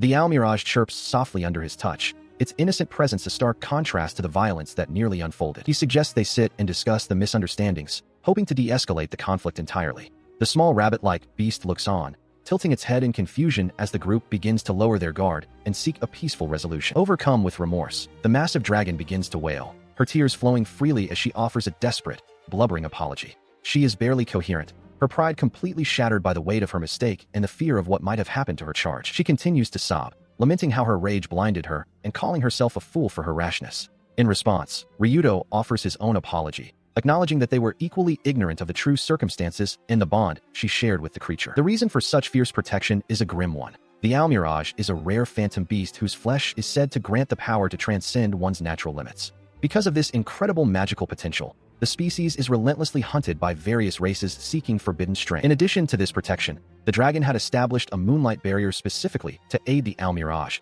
as the creature requires the moon's glow to heal its wounds. She explains that her immediate hostility was born from the assumption that they were merely more high-ranking adventurers come to claim the prize. Looking down at the small beast, she reveals that a group of pursuers had placed a magical marking on it, allowing hunters to track its location wherever it hides.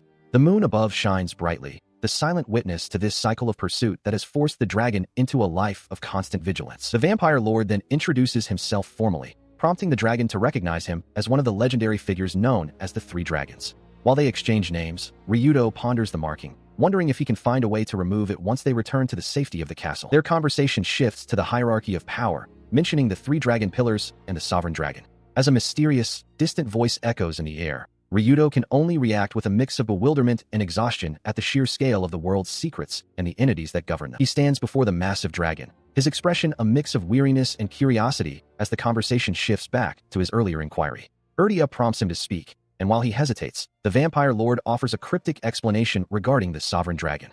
He learns that this supreme entity possesses the power to interfere with the very fabric of arcana, yet remains chillingly indifferent to those who fail to capture its interest. Urdia suggests that if the dragon is being particularly bothersome, it is merely a sign of its burgeoning fascination, a revelation that leaves the young man sighing in disbelief at the eccentricities of such powerful beings. With the weight of these revelations settling over them, he and his companions take flight upon the broad, scaled back of the celestial dragon.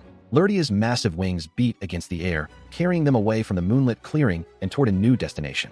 As they soar through the clouds, the request is made to return to the Demon King's castle, marking the end of their encounter in the wild and the beginning of their journey back to the seat of power. The group soars through the sky on the back of the great dragon, Lurdia. Zera expresses her gratitude for the comfortable ride, while Kyukyu rests nearby.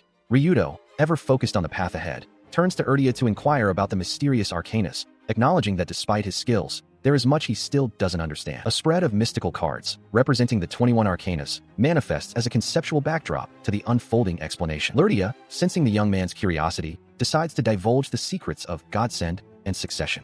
The dragon explains that these arcanas are not merely titles, but vessels of immense power, far beyond what one might find in common lore. The explanation delves deeper into the mechanics of these powers, noting that those starting with the word that typically belong to the Succession category. These manifest when a previous holder perishes or when a new candidate reaches a specific level of mastery, though some conditions remain shrouded in mystery. The dragon continues, clarifying that while certain arcanas like the Fool or the Hanged Man are usually passed down through succession, they can transform into a godsend if no suitable successor is found. In such cases, the power is bestowed upon a random individual, making the Hanged Man a unique godsend in their current circumstances. Ryudo listens with a grim expression as Lurdia recalls the overwhelming and unreasonable power of a previous Hanged Man holder. He presses for more information, specifically asking what it means for his own arcana to be considered incomplete. He reflects on the weight of this knowledge, realizing he must grow stronger to protect his companions.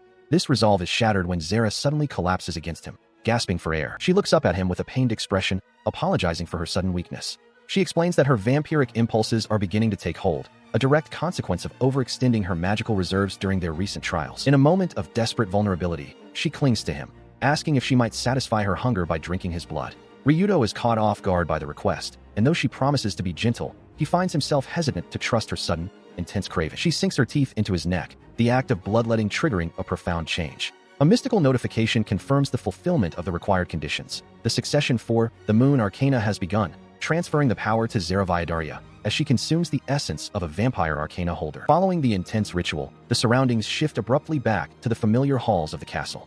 A small, masked figure suddenly appears, startling the group with a high-pitched exclamation of welcome. This mysterious individual, clad in a miniature version of a plague doctor's attire, proudly displays a new set of clothes. It explains that these garments were specially requested to match the master's own style, a task completed with the help of a maid named Fina. The small creature's enthusiasm is met with a warm, sudden hug from the master, who senses the deep loneliness it endured during their week-long absence. This being, known as Shu, possesses the ability to mask its true form, making it a perfect companion for future investigations. While patting the masked figure's head, he remarks on how well the outfit suits them, though he notes it's a bit of a shame to hide such a cute face behind a mask. Shu seems taken aback by the compliment, its large eyes widening behind the goggles. The tender moment is interrupted as the doors are thrown open with a loud bang, and a voice calls out his name in a panic. Nell and the others rush in, their attention immediately drawn to the strange, masked newcomer standing beside him as they discuss the necessity of the disguise. Amidst the confusion, a young woman with long, flowing hair and a large black bow flings herself at him, her eyes brimming with tears of relief. While the small, familiar form of Zera hovers nearby in a state of visible contrition, this transformed figure expresses her overwhelming joy at his awakening. She continues to fuss over him, her energetic demeanor a stark contrast to the quiet atmosphere of the room.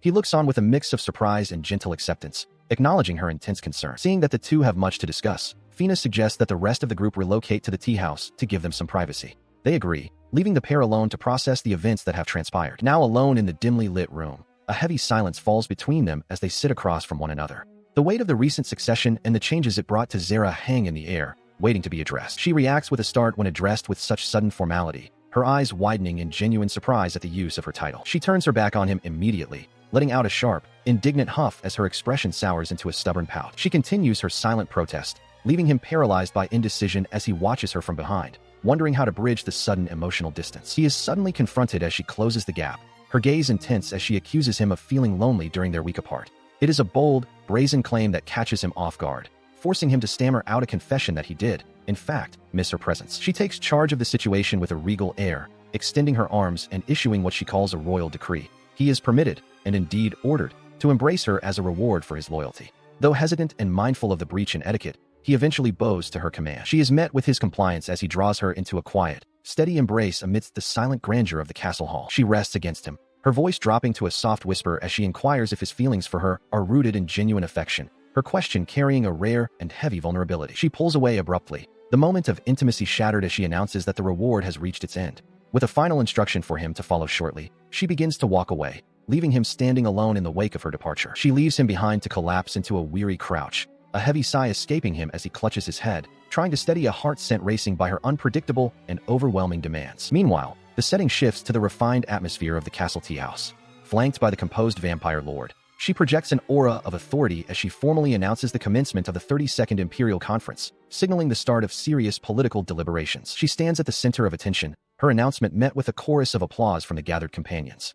Nell, in particular, is swept up in the moment, praising the dignity and coolness of the display. Amidst the celebration, a small, white creature draws Ryudo's attention, perched unexpectedly atop a head of flowing hair. He stares in bewilderment, questioning the strange sight of the horned rabbit. The sovereign dragon, now in a refined human form, seeks his approval, wondering if her new appearance is perhaps too striking or if it possesses a certain charm. He struggles to find the right words, acknowledging the cuteness while remaining visibly flustered by her proximity. Stepping forward to bring order to the gathering, Erdia officially commences the proceedings, focusing the group's attention on the unresolved matter of the Sunless Village. Beside him, Nell hides her face, her cheeks flushed with a sudden, inexplicable embarrassment. He continues the briefing, noting that the release of the dragon's barrier has restored life and sunlight to the region, a success he attributes to the combined efforts of the young man and the girl beside him. Shifting the agenda, the vampire lord addresses the lingering threat of the adventurers who dared to mark the small Almirage, though he cannot help but comment on the growing intimacy between his two primary allies, demanding a full explanation once the meeting concludes. The discussion turns technical as they examine the magical marking on the creature,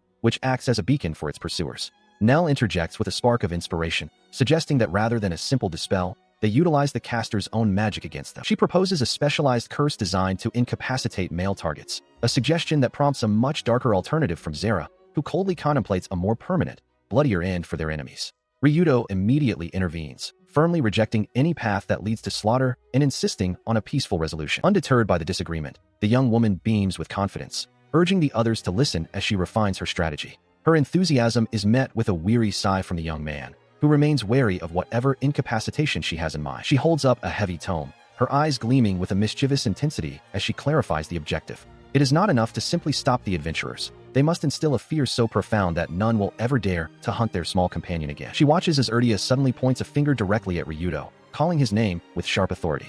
Ryudo, caught off guard, can only offer a simple, questioning response. The vampire lord continues, his expression intense as he vows to make the young man famous beyond the borders of the demon country, intending to market his image as a formidable demon to the world. Ryudo stares back, processing the weight of this unexpected declaration. Far from the castle, the silence of a snow-dusted forest is broken by a faint, confused utterance echoing through the trees. Within the dense thicket, the sound of movement grows louder as leaves and branches rustle violently, signaling the approach of something, or someone, through the undergrowth. Suddenly, a massive serpent lunges from the shadows, only to be met with a swift, lethal strike that cleaves through its scales. A group of 4 adventurers, known as the A-Rank Party, Shining Sword, stands triumphant over the fallen beast, their coordination evident in the clean kill. They gather to discuss their progress, frustrated that their target's wound seems to have healed despite the nights that have passed. The leader, Kai, asks for an update on the tracking mark they placed on the Almirage, confirming that the creature hasn't moved far from the Demon King's castle. One of the members, a girl with bunny ear-like ribbons named Ruri, questions the necessity of sneaking into demon territory just for a rabbit, but Kai reminds her of the high-level pressure from the Archbishop of Babel and the Guildmaster. He points out that killing the demons who took the creature would significantly increase their reward, turning a difficult task into a lucrative opportunity. She smirks with newfound confidence, boasting that her unique library skill allows her to see through any enemy's status and weaknesses. With such an advantage, she believes there is nothing to fear, even if they encounter the high-ranking threats rumored to dwell within the territory. Her companion, Q, remains more cautious, sternly advising the group to keep their guard up as they transition into the next area. Beside her, Lloyd can only hope that the mission proceeds as smoothly as they anticipate. The party reaches a clearing where the wind howls through the trees, marking the threshold of their destination. Kai looks ahead with a grim focus, announcing that they have finally crossed into the demon territory. He tenses, his voice sharp with a warning for his companions to stay alert as the atmosphere suddenly shifts. The group huddles together, their eyes darting around the darkening woods as the very air begins to feel heavy with an unknown, suffocating presence. As he and his comrades brace themselves, the rustle of leaves deep within the thicket signals that something massive and malevolent is drawing near. The forest itself seems to hold its breath, waiting for the arrival of the entity that has disturbed the peace of the borderlands. Heavy boots crush the undergrowth as a figure emerges, draped in an outfit so eerie it mimics the visage of a true demon. Legend speaks of such a being, one who commands legions of magical beasts and even the mighty dragons themselves, a sovereign of the dark. This nightmare-made flesh is a patchwork of horrors. The wings of an insect, the powerful back of an ill-omened ox, and the destructive claw of a dragon. At its side hangs a sword forged from a black lion, while its form is adorned with the horn of a goat and a necklace of snake rings. Behind a cold, unmoving crow mask, the entity represents a total defiance of the divine, a living desecration of the earth that mocks the very heavens. It is a manifestation of rebellion, a force that exists solely to challenge the established order of the world. As the entity looms closer, the young woman with the ribbons feels a surge of excitement, realizing that this moment is the beginning of a grand epic. To her, this isn't just a battle. It is the opening act of a legendary tale where heroes are forged in the fire of conflict. She clutches her mystical tome, her eyes gleaming with anticipation as she declares that this encounter will be the second coming of the legendary demon, Verna. The stage is set for a performance of terror, and she is eager to see how the play unfolds. While she watches in awe, the masked figure stands tall amidst a swirling vortex of dark energy, preparing to unleash his full presence to intimidate the intruders.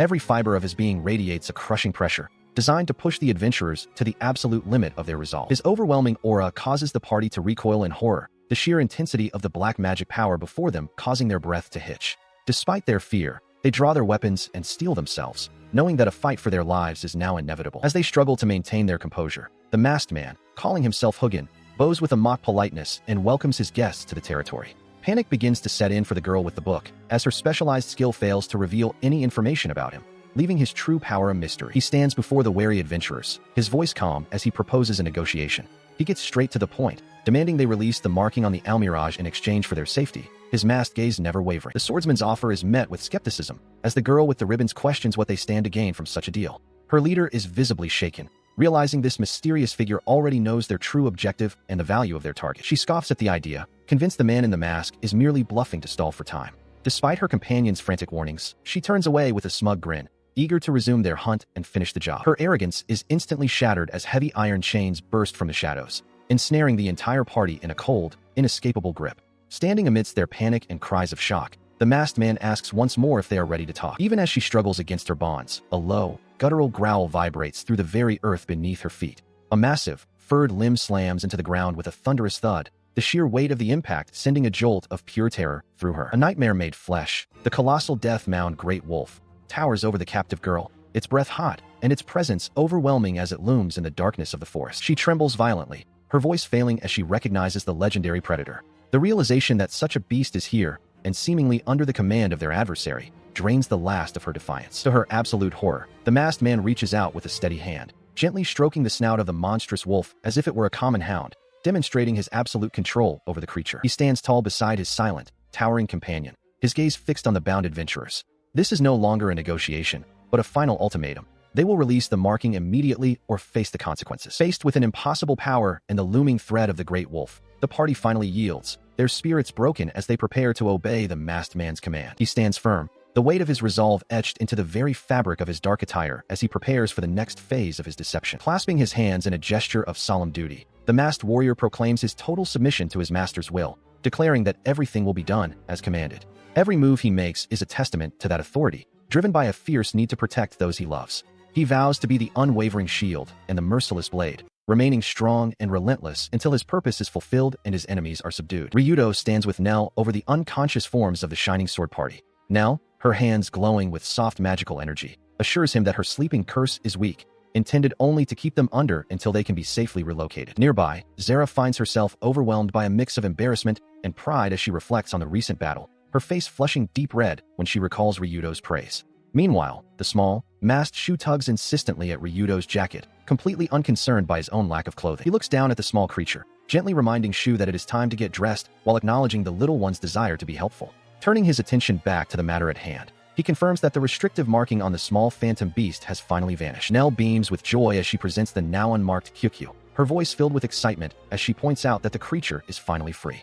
The little almirage hops with delight, its gratitude evident in its energetic movements. She turns her warm gaze back to Ryudo, praising his performance and noting how impressive he appeared during the confrontation. He offers a small, satisfied smile in return, feeling that the grueling effort was truly worthwhile. As they prepare to move, he contemplates the striking parallels between their current reality and the epic of Demon Verna, a story he holds in high regard. The similarities in appearance, the crow mask and the insect wings, seem too specific to be mere coincidence, leading him to wonder about the true nature of the world they inhabit. Nell suggests they begin the process of transporting everyone back, prompting him to decide to head back first to alert Fina about the upcoming meal, especially since Shu is already complaining of hunger. However, she pauses, informing the group that she still has some lingering business to attend to in the area. Zara glances back with a hint of confusion, but ultimately follows the others as they depart. She stands by the carriage, her voice trembling as she confesses her feelings of inadequacy. She admits to Ryudo that she felt powerless, unable to protect him or Zara when it mattered most. As she speaks, Ruri approaches, her own expression softening as she echoes those sentiments of frustration. Nell turns slightly, expressing her deep gratitude for the bond they share with Zara, noting how similar their feelings truly are. Ruri quickly interjects, dismissing any talk of powerlessness by insisting that Ryudo was their true savior. She emphasizes how much she treasures Zara, her words bringing a look of contemplative surprise to the young man's face. He takes a moment to process this, looking away as he reflects on the complex family dynamic within the Demon King's castle. He realizes that while he feared being a burden, a profound level of trust had been quietly growing between them all along. The atmosphere lightens as Ruri playfully praises his strength, but the mood shifts again when Nell leans in closer. She asks him quietly if he would be willing to hear a secret, one concerning the nature of her own arcana. Meanwhile, deep within the great elven forest, a different conversation unfolds between the Demon King, Alteida, and the Duke, Ridalka. They speak of a growing distortion between the sovereign and Nell, their expressions grim as they navigate the political landscape. The two men stand in a tense silence for a moment, the weight of their responsibilities hanging heavy in the air. Their sharp features are set in masks of stoic determination as they contemplate the path forward. Their discussion turns to the rare and dangerous art of high-ranked curses, noting that only a handful of beings possess such power. They recall the recent incident where a berserk curse was inflicted upon the Great Wolf, a sign of a much larger threat. The Duke listens intently as the conversation shifts to the forbidden ultra-black magic that nearly claimed the life of the Demon Princess. This dark art not only threatened her existence, but effectively sealed away her arcana, a move of calculated malice. The Demon King's gaze narrows as he reminds his companion that such an act against the royalty is nothing short of high treason. Ridalka bows his head in somber acknowledgement, fully understanding the gravity of the crime and the hunt that must follow. He had spoken of treason and forbidden magic, but the weight of the past loomed even heavier than the present threat. A dark resolve flickered in the shadows of memory, a chilling vow that when the fated moment arrived, Nell would have to be killed. 10 years prior, the world had seemed much brighter, filled with the innocent wonder of childhood. A young Nell watched in awe as her sister, Ruru, displayed the raw, prodigious talent that would one day make her a legend, effortlessly manifesting complex magical circles that shimmered with power. The feat was nothing short of miraculous. While others struggled with basic concepts, the 5-year-old prodigy was already stacking 8 layers of fire magic, a level of mastery that defied all known history and left even the most seasoned mages in disbelief. Walking hand in hand, the two sisters shared a simple, beautiful dream of a future where they would stand side by side as protectors of their realm. Nell looked upon her talented, prideful sister with nothing but love, yearning for the day she too could wield such magnificent power. However, reality proved to be a cruel master, as no matter how hard she strained or how many hours she spent in grueling practice, the magic simply would not obey her. Her father, Duke Ridalka, eventually intervened, his voice heavy with a pity that stung worse than any failure as he called an end to her futile training session. She stood in the quiet aftermath, the weight of her unspoken dreams pressing down on her as she realized that those around her remained blissfully unaware of the fire burning in her heart. Her father gently urged her to rest, reminding her of their impending visit to the Demon King's castle, unaware of the growing rift between her aspirations and her abilities. As time passed, the gap only widened, with Ruru continuing to garner praise for her incredible feats, including the successful hunt of a dangerous monster. Amidst the cheers and the growing circle of friends, Nell was forced to confront the bitter truth that she possessed no natural affinity for the mystic arts. Their duo soon expanded into a trio when a reserved girl, rescued by the Knight Commander, joined their ranks and quickly became a dear friend. Despite her lack of innate talent, Nell refused to surrender, immersing herself in study and practice with a desperate hope that hard work alone could bridge the chasm. Her father watched her struggle with a gaze that spoke of a heartbreaking realization he couldn't quite hide. Even as she pleaded for one more chance, insisting she could still do her best, the silent air between them was thick with the unspoken knowledge of her limitations. The final blow came not from a lack of effort, but from the crushing weight of an apology she never wanted to hear. As her father's regret echoed in her mind, a dark, hollow realization took root.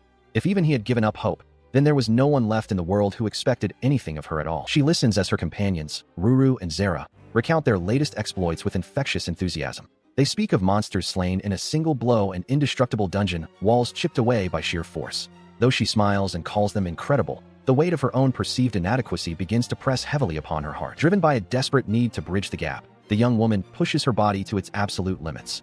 She sprints until her lungs burn, her mind a repetitive chant of faster, faster, as she chases the fading silhouettes of those she considers her equals. When physical exertion proves insufficient, she retreats into the silent sanctuary of the great library. Surrounded by towering monoliths of parchment and ink, she searches frantically for some hidden talent or unique spark that might save the bond the three of them share before it withers away. Her friends continue to flourish, showcasing a dizzying array of martial arts and sorceries with effortless grace. The sight of their effortless mastery becomes too much to bear, and she finally cries out for them to stop, her voice trembling with a mixture of awe and growing resentment. The obsession consumes her every waking moment, and even in the fleeting reprieve of sleep, she finds herself searching for the key to her own power. When they approach her with news of their day, she can only beg for silence, her spirit fractured by the constant reminder of what she lacks. Eventually, the harsh reality sets in. Not a single technique she studied bore fruit. With a heavy heart, she ceases her visits to the Demon King's castle, leaving a confused and concerned Zera standing alone as she retreats into her own isolation. This deep-seated drive for strength is rooted in a tragedy from her past. Her mother had been claimed by a cruel curse of black magic. Though her father had hunted down the caster and sought a cure, he had arrived a moment too late, leaving only the cold sting of loss. In her final moments, the dying woman had pulled her daughter close, whispering words of love and a heavy burden of responsibility. She entrusted the future of the country to the young girl, believing fervently that she possessed the strength to protect everyone alongside her friends. These memories serve as a bittersweet fuel, stitching together her cracked heart and preventing her from surrendering to despair.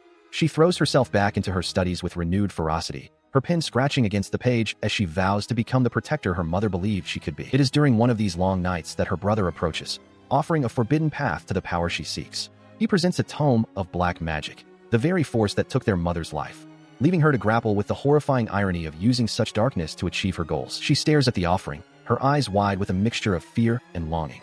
The vampire lord leans in, his voice a smooth temptation as he asks if she truly desires the strength she lacks to protect those she loves. Her hand trembles as it hovers over the ornate, dark binding of the forbidden tome. The weight of the choice hangs heavy in the air, but the lure of power is too great to ignore. With a final, decisive movement, she accepts the black magic book, sealing a pact that will forever alter the course of her life. The world seems to blur into a chaotic web of dark energy as the forbidden knowledge begins to take root in her soul. Moments later, the results of her choice are undeniable. She stands amidst the remains of a defeated beast, her friends looking on in awe at her newfound prowess. They shower her with praise, marveling at how easily she dispatched the monster, though a strange, distant look lingers in her eyes. As she delves deeper into the forbidden arts, she discovers a terrifying truth. She possesses an extraordinary talent for this dark craft. She learns that the potency of the black magic is fueled by the malice and resentment directed at the target, and she spends her days meticulously researching monsters to refine the efficiency of her lethal curses, whether against a single foe or a mindless mob. This power brings her a sense of joy she has never known, finally allowing her to stand as an equal beside her companions and fulfill the promise she made to her mother. Yet, a nagging thought persists, questioning the morality of wielding the very art that claimed her mother's life. Despite her success, a subtle wrongness begins to permeate her existence. She cannot pinpoint the exact moment it started, but she becomes increasingly aware of a distortion growing within her, a side effect of the dark energies she has embraced. The corruption deepens until it becomes an irreversible part of her being. When a massive, snarling wolf emerges from the shadows, the distortion within her pulses in response, a grim reminder of the price she has paid for her strength. Her companions recoil in terror, urging a hasty retreat from the dirty blood wolf that blocks their path. However, she remains unmoved, her voice calm and devoid of the fear that once defined her as she tells them there is no need to run. She extends a finger toward the earth, and a complex, glowing magic circle erupts into existence. The air hums with the cold, precise energy of the black magic she has mastered, ready to be unleashed upon the beast. She watched in awe as the battle unfolded, her eyes wide with wonder at the display of power. To her, the magic being woven was nothing short of breathtaking, a stark contrast to the darkness she had begun to harbor. While her companion perfected such radiant techniques, she had been mired in the study of a much grimmer art. The realization weighed heavily on her. Despite her efforts, the chasm between her own magic and that pure brilliance remained as vast as ever. The skirmish ended abruptly as the young warrior stood triumphantly over the fallen beast, basking in the praise of her peers. She turned suddenly to the quiet girl, demanding validation for her prowess, which sent a jolt of surprise through the observer. Forcing a nervous smile, she stammered out her agreement, desperately hoping her expression didn't betray the turmoil within. She could only wonder if her facade of normalcy was holding up under the scrutiny of her friends. When a new threat emerged, the young woman decided she could no longer remain a mere spectator. With a dark resolve, she prepared to unleash a forbidden art, an incapacitation curse designed to strip an opponent of their very abilities. However, the casting did not go as planned, and a violent eruption of energy tore through the air. She watched in horror as her magic spiraled out of control, the sheer force of the backlash far exceeding anything she had anticipated. In the aftermath of the blast, she realized with a sinking heart that her companion had been caught in the crossfire. A terrifying truth dawned on her. This black magic was fueled by the resentment she unknowingly held, and now it had struck the very person she admired. As her friend lay motionless, a cold, mechanical voice echoed in the girl's mind, announcing that a grim set of conditions had been met. By turning her forbidden magic against a blood relative, she had inadvertently triggered a dark succession, sealing her fate as the vessel for a terrifying power. A piercing scream tore from her throat as the transformation took hold, her body racked with the agony of the forbidden name being etched into her soul. In that moment of absolute despair, she was no longer just a student of the dark arts. She had become the devil itself. 2 weeks passed in the wake of that catastrophic event, the silence of the Demon King's castle standing as a grim monument to the conversation that had changed everything. The world moved on, but the girl who had once looked on with wonder was gone, replaced by something far more formidable. She was gone, but the young adventurer remained to face the consequences, sitting composed as the Demon King offered a sincere apology for the sudden and urgent summons. As the youth listened, he observed the man sitting beside the king, an individual with elegant, curved horns and a weary gaze introduced as Duke Radalka Ermel, the king's own brother and the father of the girl who had vanished. He leaned forward, his expression grave as he admitted that this was an urgent matter concerning his daughter, one where he could only rely on the young man before him to intervene. He then posed a harrowing question, asking if the youth was truly prepared to lay down his life for the sake of the girl he served. Without a moment's hesitation, the answer came back as a firm yes, a declaration that his end should serve no other purpose. Hearing such unwavering resolve, he rose from his seat, a quiet "I see" escaping his lips as the weight of the situation hung heavy in the air between them. To the young man's utter shock, the high-ranking noble dropped into a deep, humble bow, pleading for him to risk everything in the coming trial to bring his daughter back. The mission was clear. She had fled toward the Great Sky Hole, a legendary and unexplored abyss of peril, and was now facing its depths entirely alone. The world is dotted with numerous dungeons, the very origins of the monsters that plague the continent. When adventurers strike deep and destroy a dungeon's core, it often triggers a violent outbreak of creatures, leaving a permanent scar on the land. Among these legendary sites are places like Babel and the Underground City, but none are as mysterious as the Great Sky Hole. It is whispered that at its deepest point lies the panacea, a divine medicine capable of curing any disease, wound, or curse. Driven by this legend, Nell once ventured into its depths alone. Back in the present, the conversation turns to the lingering darkness surrounding the girl. While she might have been able to lift the incapacitation curse had she been its original caster, she was far too young to manage the volatile energy when it first went haywire. Consequently, the residue of that ancient curse still clings to her even now. He listens intently as the nature of the Great Sky Hole is explained, a massive void that appears only once every 6 months, protected by a near-impenetrable anti-intrusion barrier. However, a realization strikes him. Arcana holders are the sole exceptions who can bypass such a formidable shield. This is why the task falls squarely on his shoulders. The weight of a father's love becomes clear as the speaker admits that while Nell likely wanted to resolve the curse herself, her survival is all that truly matters. Even if she had failed to retrieve the panacea, the thought of her never returning from that dangerous place is a burden too heavy for him to bear. A memory of a much younger Nell flickers through the mind. A small girl, not even 10 years old, who carried the weight of a parent's selfish wish. The plea is desperate and raw, a command to ensure that she does not perish because of the choices made by those who should have protected her. He stands firm, his decision made with unwavering resolve. He declares his intention to journey to the Great Sky Hole, a move that those around him recognize as typical of his character. The path forward is dangerous, but the goal is now set in stone. As they prepare for what lies ahead, the Duke offers a quiet word of gratitude to the young man he calls Butlerkin.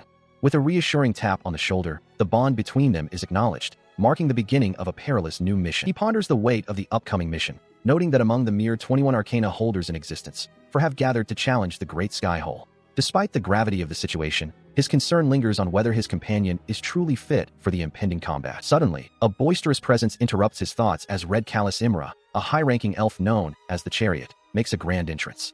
She loudly proclaims her arrival to the Demon King, her eyes burning with a singular desire, a rematch against her rival. As they move through the castle corridors, he maintains a humble facade, allowing the elven noble to dismiss him as a mere, boring servant. She questions his presence, skeptical that someone so seemingly unremarkable could be part of the elite group destined for the Great Sky Hole. Ignoring his quiet demeanor, she begins pounding violently on a heavy wooden door, her shouts echoing through the hallway. She demands that her rival face her, fueled by a relentless need for vengeance and a chance to prove her strength. The door swings open to reveal a startled young woman, caught completely off guard and still clad only in her undergarments. He freezes in place, his face flushing deep crimson as he realizes the sheer awkwardness of the intrusion. Panic immediately ensues as he frantically turns away, stammering apologies for the unintended sight, while the elven warrior continues her loud demands for a duel. The hallway becomes a scene of chaotic embarrassment, with the young woman slamming the door shut in a desperate bid for privacy. Once the initial shock subsides and everyone is properly composed, they gather inside the room to discuss their bond. The young woman expresses her deep, sisterly affection for their companion Nell, vowing to give her absolute best in the trials ahead. Their conversation is soon steered back to the mysterious demon in the black suit by the inquisitive elf. She admits that while the Great Sky Hole is a significant landmark, her true fascination lies with the strength of the individuals standing before her. She leans in close, sensing an overwhelming aura of power emanating from him that contradicts his lowly servant act. Recalling rumors of his feats, taming a legendary wolf and besting an S-rank party, she makes a sudden, shocking declaration. She intends to make this powerful man her husband. This bold claim immediately draws a sharp, defensive reaction from his companion, who demands that the elf retract her words at once. Observing the fierce protectiveness in the young woman's eyes, the elf smirks, realizing that her rival's feelings for the man run far deeper than simple friendship. She glares with intense jealousy as Red Callus boldly clings to Ryudo's arm, asking if she can take him back to the Elven Kingdom. The young man is visibly flustered by the sudden physical contact, while Nell watches the awkward scene with a nervous sweat. Ignoring her obvious irritation, the elven woman laughs off the tension, claiming she was just kidding but expressing a keen interest in his killing intent. She suggests they spar after the mission is complete, but he can't shake a growing sense of anxiety about the group's volatile dynamic. Standing before the castle gates, he reflects on Nell's recent behavior and the weight of their upcoming journey. He suspects her actions aren't just born of dedication, but are a form of self-sacrifice driven by deep-seated guilt, much like the circumstances of their first meeting. His mind drifts back to a tender, private moment where she held him close, her voice trembling as she promised never to leave him alone. She had vowed to pull him back by force if necessary, a fierce sentiment that mirrored his own past resolve to protect those he cares for. He is soon approached by the young woman as he prepares for their departure. She looks up at him with a soft, searching expression, asking if he is leaving soon, her eyes filled with a mixture of concern and unspoken words. They share a quiet, intimate exchange where she admits to being selfish for wanting to save everyone and keep him from danger. He gently reassures her, stating that indulging her selfishness is his duty because she is his precious reason for living, strengthening the bond between them. With renewed resolve, she takes charge of the group, commanding him to bring back her foolish sister quickly. He and the others stand ready, acknowledging her authority with a solemn vow as they prepare to embark on the next stage of their perilous quest. Soon, the party is airborne, mounted on a massive griffin that cuts through the sky with incredible power. Red Callus marvels at the creature's speed and stamina, noting that they will reach the giant sky hole in just a day, while the others hold on tight as they soar over the vast, open plains. Among them, the elven noble continues to tease Ryudo, clinging to him and ignoring Zera's mounting fury. Amidst the bickering and the rush of the wind, his sharp eyes catch something unsettling, a massive, dark anomaly appearing in the distance. A colossal black sphere hangs ominously in the heavens, casting a literal and metaphorical shadow over their path.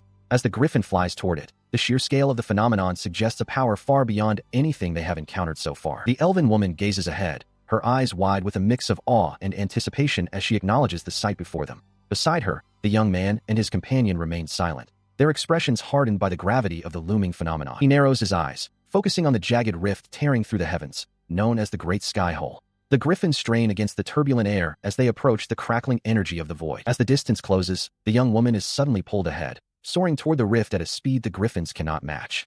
He grits his teeth in frustration, realizing with a jolt of panic that she will be swallowed by the hole before they can reach her. Without a second thought, the young man prepares to launch himself into the open air, prompting a look of intrigued amusement from the elf. He quickly invokes a wind enchantment to lighten his weight, feeling the magical energy surge through his limbs as he readies his leap. He hurls himself from the mount, a reckless streak of motion that leaves the elven noble shouting in disbelief. As he hurtles through the sky, he calls out to his companion, his voice barely audible over the roaring wind. Reaching out, he manages to seize her just as they collide with an invisible shimmering wall of force.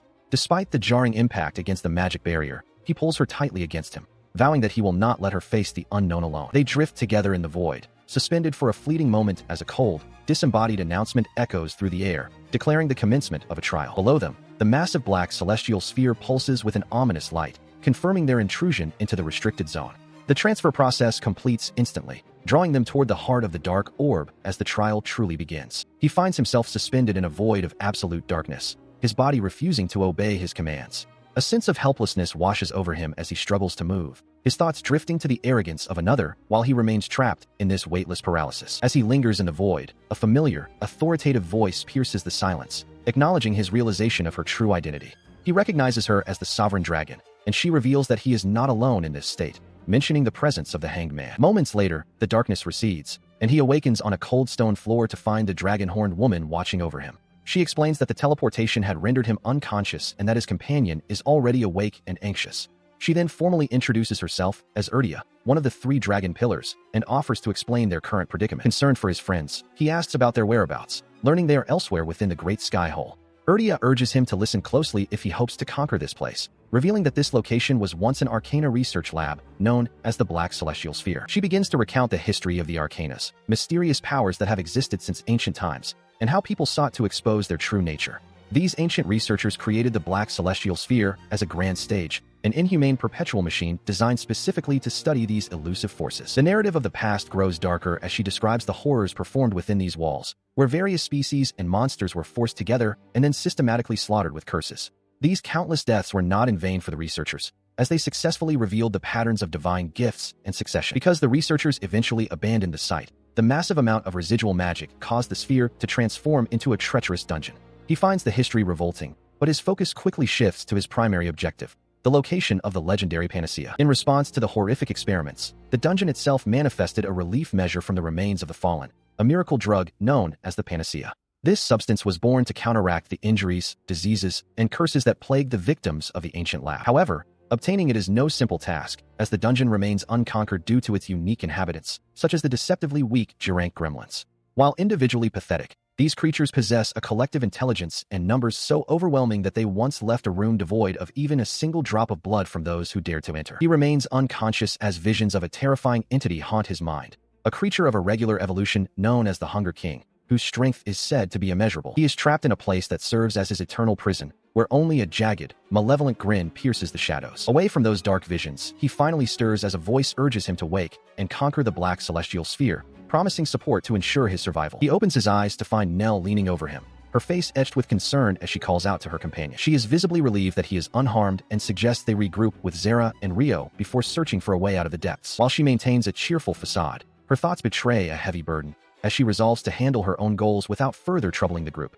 Meanwhile, he scans their surroundings, his mind fixed on the elusive panacea. He questions her resolve, pointing out that no one has ever conquered this place alone, but she remains steadfast, even as he demands she look him in the eye to prove her sincerity. Sensing a darker motive, he confronts her directly, accusing her of using the search for the panacea as a mere excuse for a suicide mission from which she never intended to return. She avoids his gaze, admitting to a lingering anger but insisting that her current path is not dictated by the ghosts of the past, despite his reminders of the warnings they receive. He presses further, his voice stern as he asks if she truly believes her reckless choices are in the best interest of the one she serves. He leans in, his voice cracking with the weight of his words as he implores her to understand that Ruinoa values her life far more than any power she possesses.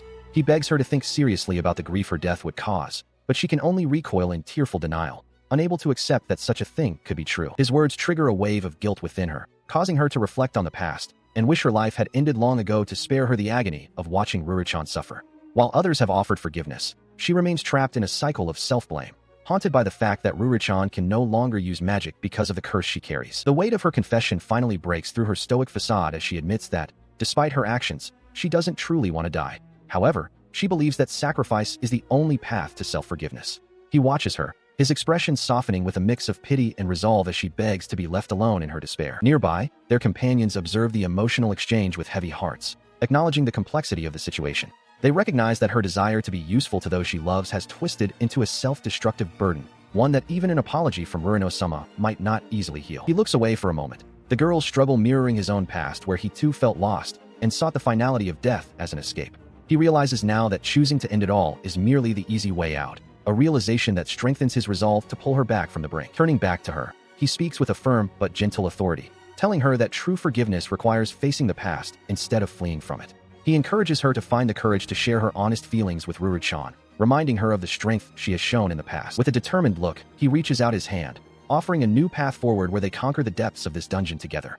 He promises that they will return to Ruinosuma's side, not as sacrifices, but as survivors who have overcome their shadows. She gazes at his outstretched palm, the light of hope finally beginning to pierce through her long-standing gloom. Slowly, she reaches out and places her hand in his, a silent pact formed between two souls who have decided to fight for their future. Having secured her trust, he turns his attention toward the unseen presence of the sovereign dragon, calling out to her across the spiritual divide. Her voice echoes back with a calm, regal readiness, acknowledging his summons and asking how she might serve his cause. He stands tall, his eyes burning with a newfound intensity as he declares his intent to purge every monster within these walls. With a sharp gesture, he formally requests the dragon's immense power to aid him in this total annihilation of the dungeon's threats. Urdia's voice echoes with a mix of mockery and intrigue, noting the young butler's audacity. She acknowledges that he possesses the rare power to influence the arcanas and suggests he take a moment to assess his current status before they proceed further into the unknown. A shimmering interface manifests before him, detailing a significant surge in his capabilities.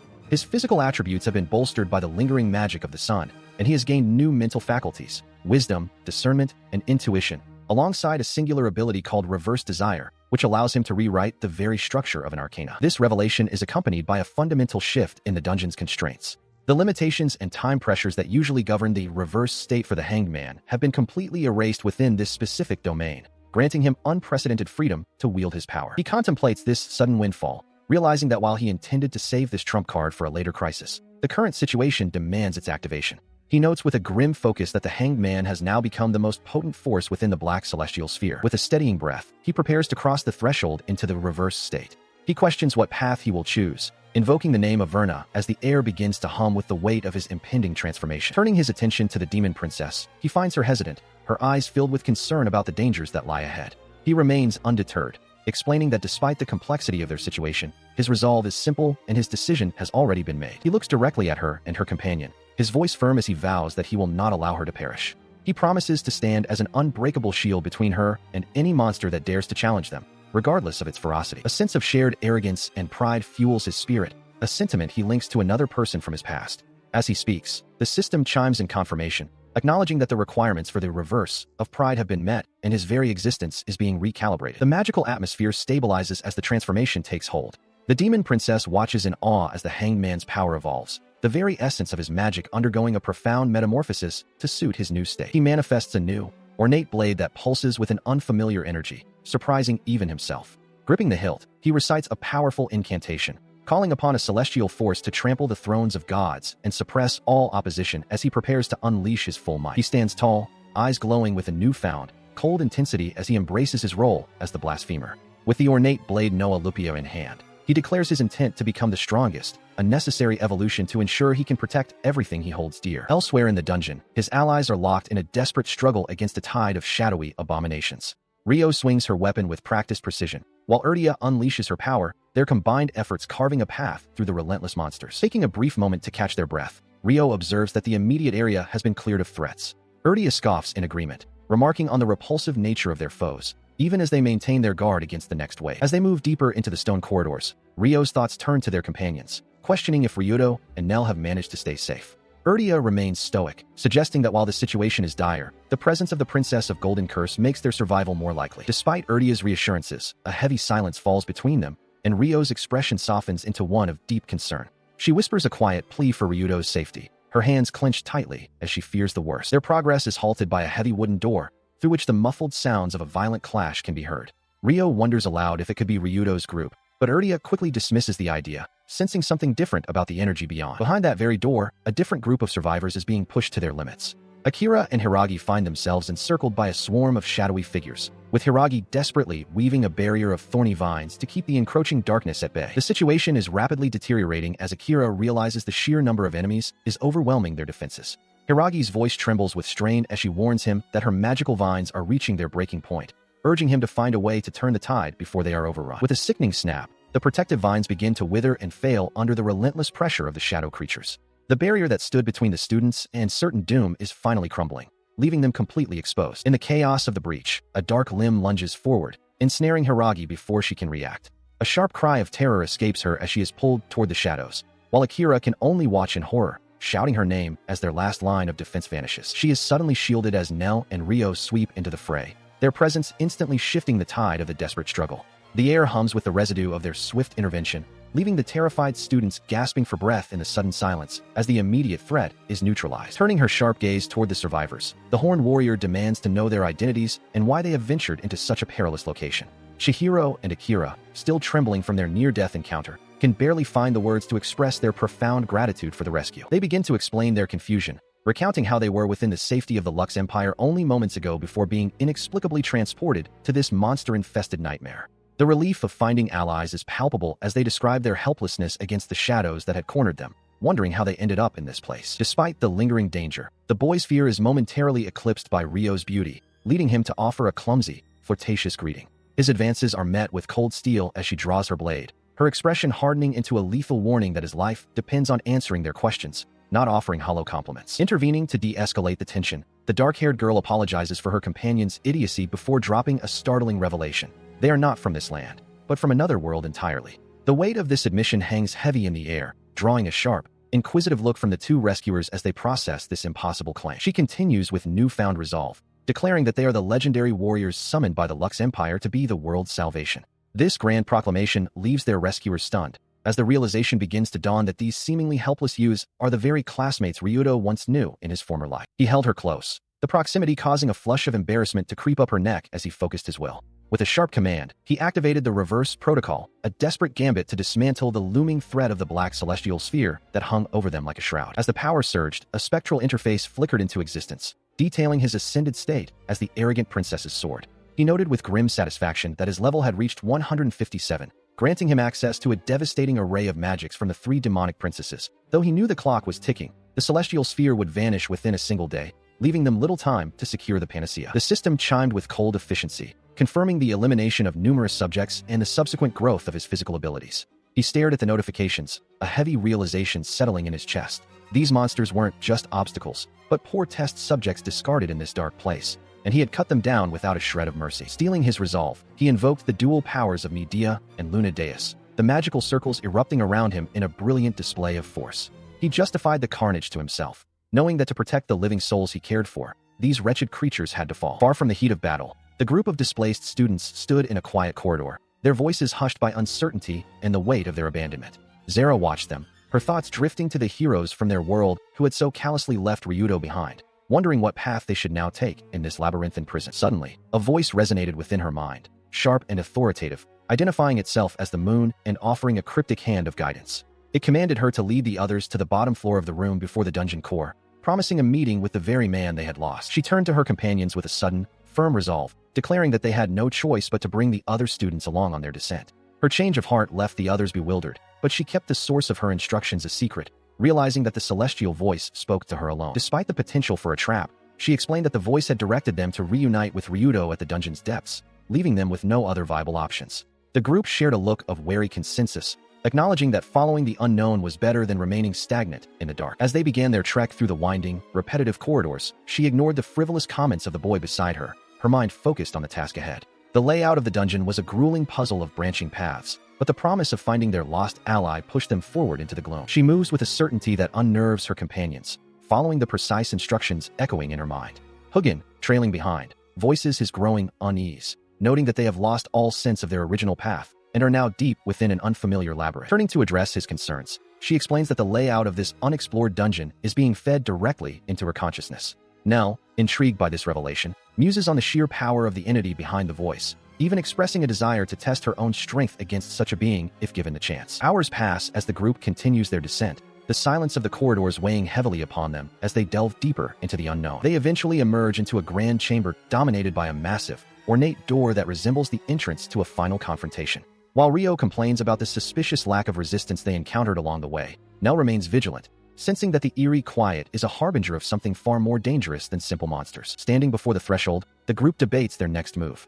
Ryo is eager to face the boss and finish the quest, but Hugin remains skeptical, questioning why the shortest route provided by the voice was completely devoid of the monsters that should be guarding these halls. His gaze falls upon a dark, viscous liquid seeping from the floor. His suspicions are proven correct in a terrifying instant as viscous, shadowy hands erupt from the floorboards, ensnaring him before he can react.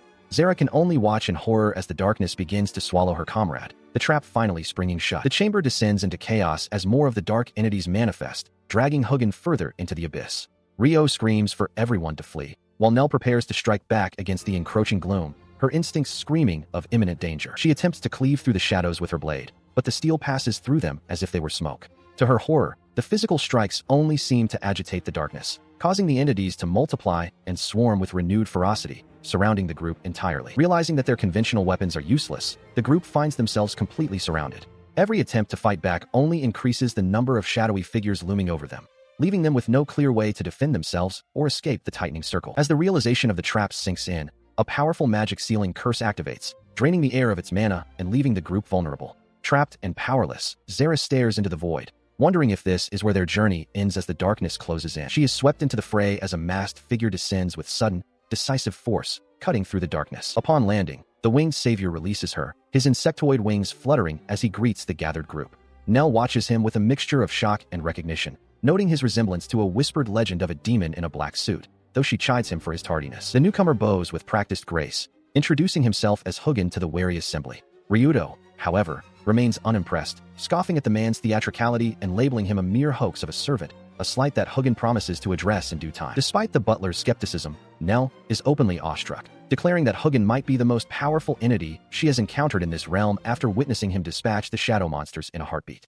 The students join in the praise, their voices filled with relief, though Hugin humbly insists he was simply aiding his companions. As the adrenaline fades, the conversation turns to their strange circumstances, with Nell expressing her gratitude for meeting Zera's party and mentioning a familiar name, Minace.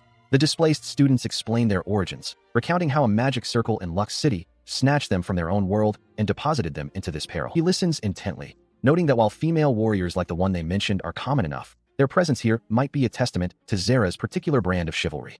Ryudo watches the exchange, his expression unreadable as he processes the new information. The tension continues to thaw as Nell reflects on their luck, admitting her relief at finding such capable and friendly allies in an otherwise hostile land. Suddenly, the masked man shifts his focus to the exhausted students, murmuring an incantation that sends a double sleeping curse toward them. He observes the young girl with a predatory curiosity, noting her cuteness even as she and her companion succumb to the magical slumber. With the immediate threats neutralized and the children asleep, the masked warrior collapses onto the stone floor, his wings and mask finally vanishing as the strain of maintaining his hidden identity takes its toll.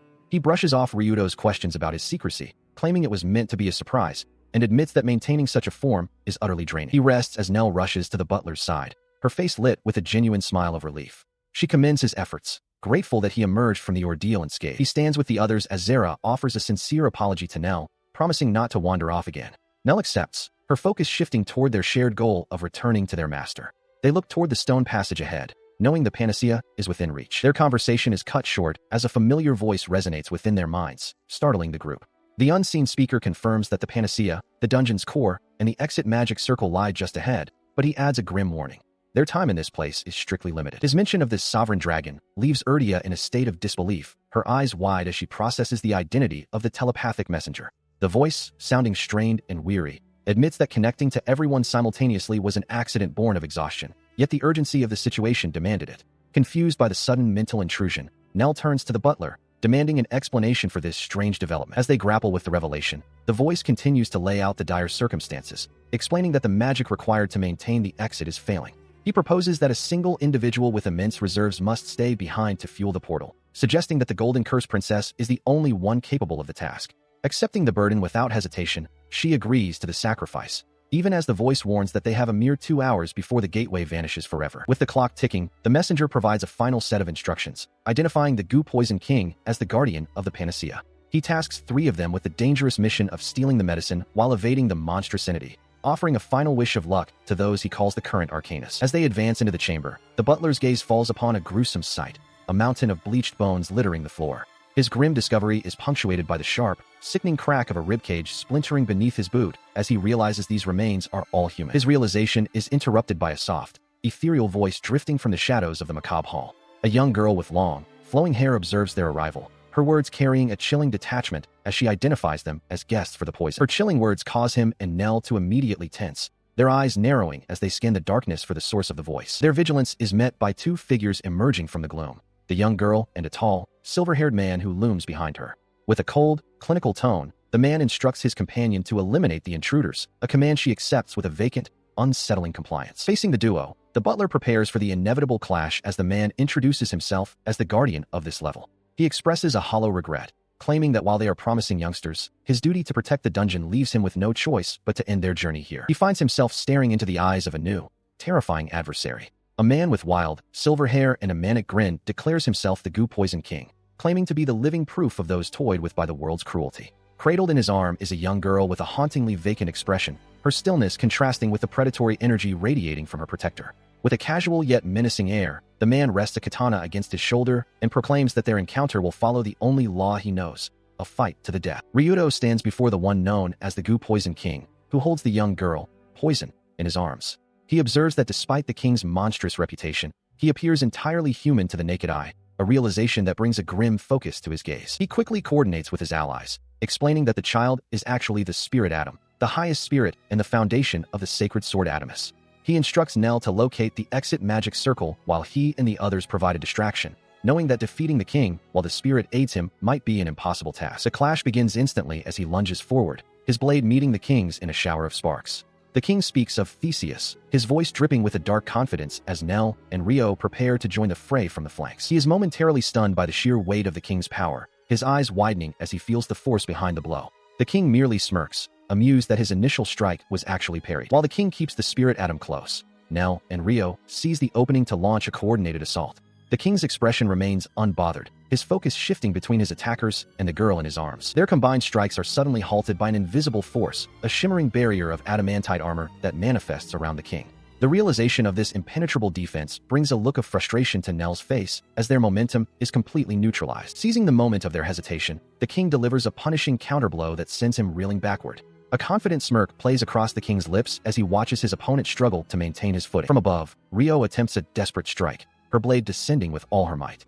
The king simply calls upon the adamantite once more, his hand glowing with the same defensive energy that thwarted the previous attack. The king's counter is swift and brutal, a heavy strike that catches Rio midair and sends her crashing away. He watches in horror as his companion is tossed aside like a rag doll, the overwhelming gap in their power becoming painfully clear. He watches in horror as a desperate scream for Sarah echoes through the chamber, his body frozen as the overwhelming power of the Goo Poison King looms over the fallen allies. Above him, the monster looks down with cold indifference, dismissing the efforts of his opponents as nothing more than a weak display of futility while blood stains the floor. Standing amidst a literal sea of bleached bones, the king and the silent girl remain unmoved, their presence a grim testament to the countless lives already claimed by this guardian. Against this wall of death, the group launches a coordinated strike, utilizing a deceptive double technique to catch the king off guard, though he merely grunts as the blades find their mark. Their assault intensifies as they unleash their most powerful techniques in a desperate bid to overwhelm the king's defenses with a whirlwind of steel and magic. This relentless pressure finally yields a result, as a heavy blow forces the king to cough up a spray of dark blood, the sheer force of the impact rattling his seemingly invincible frame. Despite the wound, he begins to chuckle, a manic grin spreading across his face that leaves his attackers questioning his sanity as he finds joy in the pain. He turns to the girl at his side, finding a twisted amusement in the struggle and noting that they are facing arcana holders, while the others realize the terrifying scale of the magic protecting their foe. Seeing a momentary pause in the violence, the young butler attempts to reason with the guardian, explaining that they only seek the panacea and have no desire for further conflict, but his plea is met with a cold, absolute refusal. The king stands firm amidst the remains of previous intruders, declaring that he is a battle machine designed for a single purpose: to slaughter every soul that dares to enter this deepest sanctuary until his own existence ceases. He stands tall, his voice heavy with the weight of those lost to cruel experiments. He declares his immortality, a living monument to his fallen brethren, leaving Ryudo to stare in disbelief at the monster who claims he simply cannot die. The swordsman explains the grim reality. The omnipotent medicine of this dungeon is no more. He reveals that he consumed the panacea in its entirety, along with the very core of the dungeon, while standing beside the young girl who shares his cursed existence. With a manic grin, he beckons his opponents forward, craving the thrill of a death match to sate his eternal loneliness. Ryudo grits his teeth, his mind racing as he realizes the sheer weight of the determination they are up against. Suddenly, the immortal warrior unleashes a cataclysmic wave of bone and shadow, a literal mountain of remains surging toward his foes. Ryudo braces himself against the onslaught, his spirit refusing to break even as the world seems to collapse around him. He watches as the king's wounds knit themselves shut, the man's body actively rejecting the curses laid upon him. A realization dawns on Ryudo regarding the sovereign dragon and the truth he must eventually share with the others. Meanwhile, the sovereign dragon herself collapses onto the cold stone, her strength failing as she laments the loss of the panacea. She reflects on the curse she placed upon Ruru, feeling the crushing weight of her own perceived failures while her allies continue to bleed for her sake. Her trembling hands press against the intricate lines of a glowing magic circle etched into the floor. She desperately tries to channel her remaining mana into the array, but her reserves are nearly dry. Mocking voices echo in her mind, questioning her competence and demanding she activate the spell before everyone perishes. A sudden insight pierces through her despair, reminding her that she was the one who once cured the sun itself. She had believed she was incapable of breaking her own curse, but the memories of her past triumphs begin to flicker back to life. Tears stream down her face as a stern voice commands her to stop her self-pity, explaining the fundamental law of their craft. Since the power required to break a curse is equal to the power used to cast it, she possesses exactly what is needed to finally free Ruru from her torment. She listens as the nature of black magic is laid bare. It is a force fueled by the darkest of human emotions, born from the depths of malice and jealousy. This revelation leads to a chilling possibility that the curse cast long ago might have had a target far more intimate than the one originally believed. Stunned by the implication, she can only stammer in disbelief, her eyes wide as the weight of the words begins to sink in. Within the depths of her own memory, the other woman is consumed by a spiraling vortex of self-loathing, a crushing weight of hatred directed inward that has festered for years. The truth finally erupts into the light. The curse was never just an external attack, but a self-inflicted wound born from that very self-hatred, binding her in a cage of her own making. Realizing that breaking this internal shackle is the key to saving another, she faces a grim reality. Her own magic has been sealed by that same hatred, and the only known cure has already been consumed by their enemy. Across the battlefield, the struggle continues as the realization dawns that the panacea is not lost, but now flows through the very veins of the monstrous king they face. The ground is stained with the evidence of the brutal exchange, and as the warrior bleeds, the sense of an impending, darker gambit from their foe grows palpable. He roars his defiance against the encroaching shadow, vowing that he will not allow death to claim his companion, even as she collapses in a fit of despair. In a blinding flash of resolve, the command echoes through the chaos, urging them to rise above the tragedies of their history and seize a new future. He witnesses a profound change in her gaze as she stares ahead with a newfound clarity, her eyes shimmering with a resolve that transcends her previous self-doubt. Though she admits to her own shortcomings as a sister, the desire to simply exist alongside Ruru-chan burns brighter than any curse. With a whispered command, she initiates the reversal of her own fate. Her declaration triggers a series of metaphysical confirmations, as the very fabric of her existence is measured and found sufficient. As the process of the reverse of the devil begins, she recites a haunting incantation, describing the fall of an angel and the distortion of rebellion. She stands as an apostle, enveloped by the weight of countless wishes and the power of a sacred staff. She briefly recalls a distant dream from her childhood, a simple memory of walking with friends that fuels her current transformation. This memory solidifies her purpose, to protect everyone. In a blinding flash of light, her latent power erupts, manifesting as a complete awakening of her sacred remains. Now fully transformed and radiating an aura of immense power, she acknowledges his praise with a confident smirk. Despite her lack of knowledge regarding the intricacies of the 5 great dungeons, her goal is singular and absolute. With a defiant gesture, she vows to tear the entire structure down to its foundations,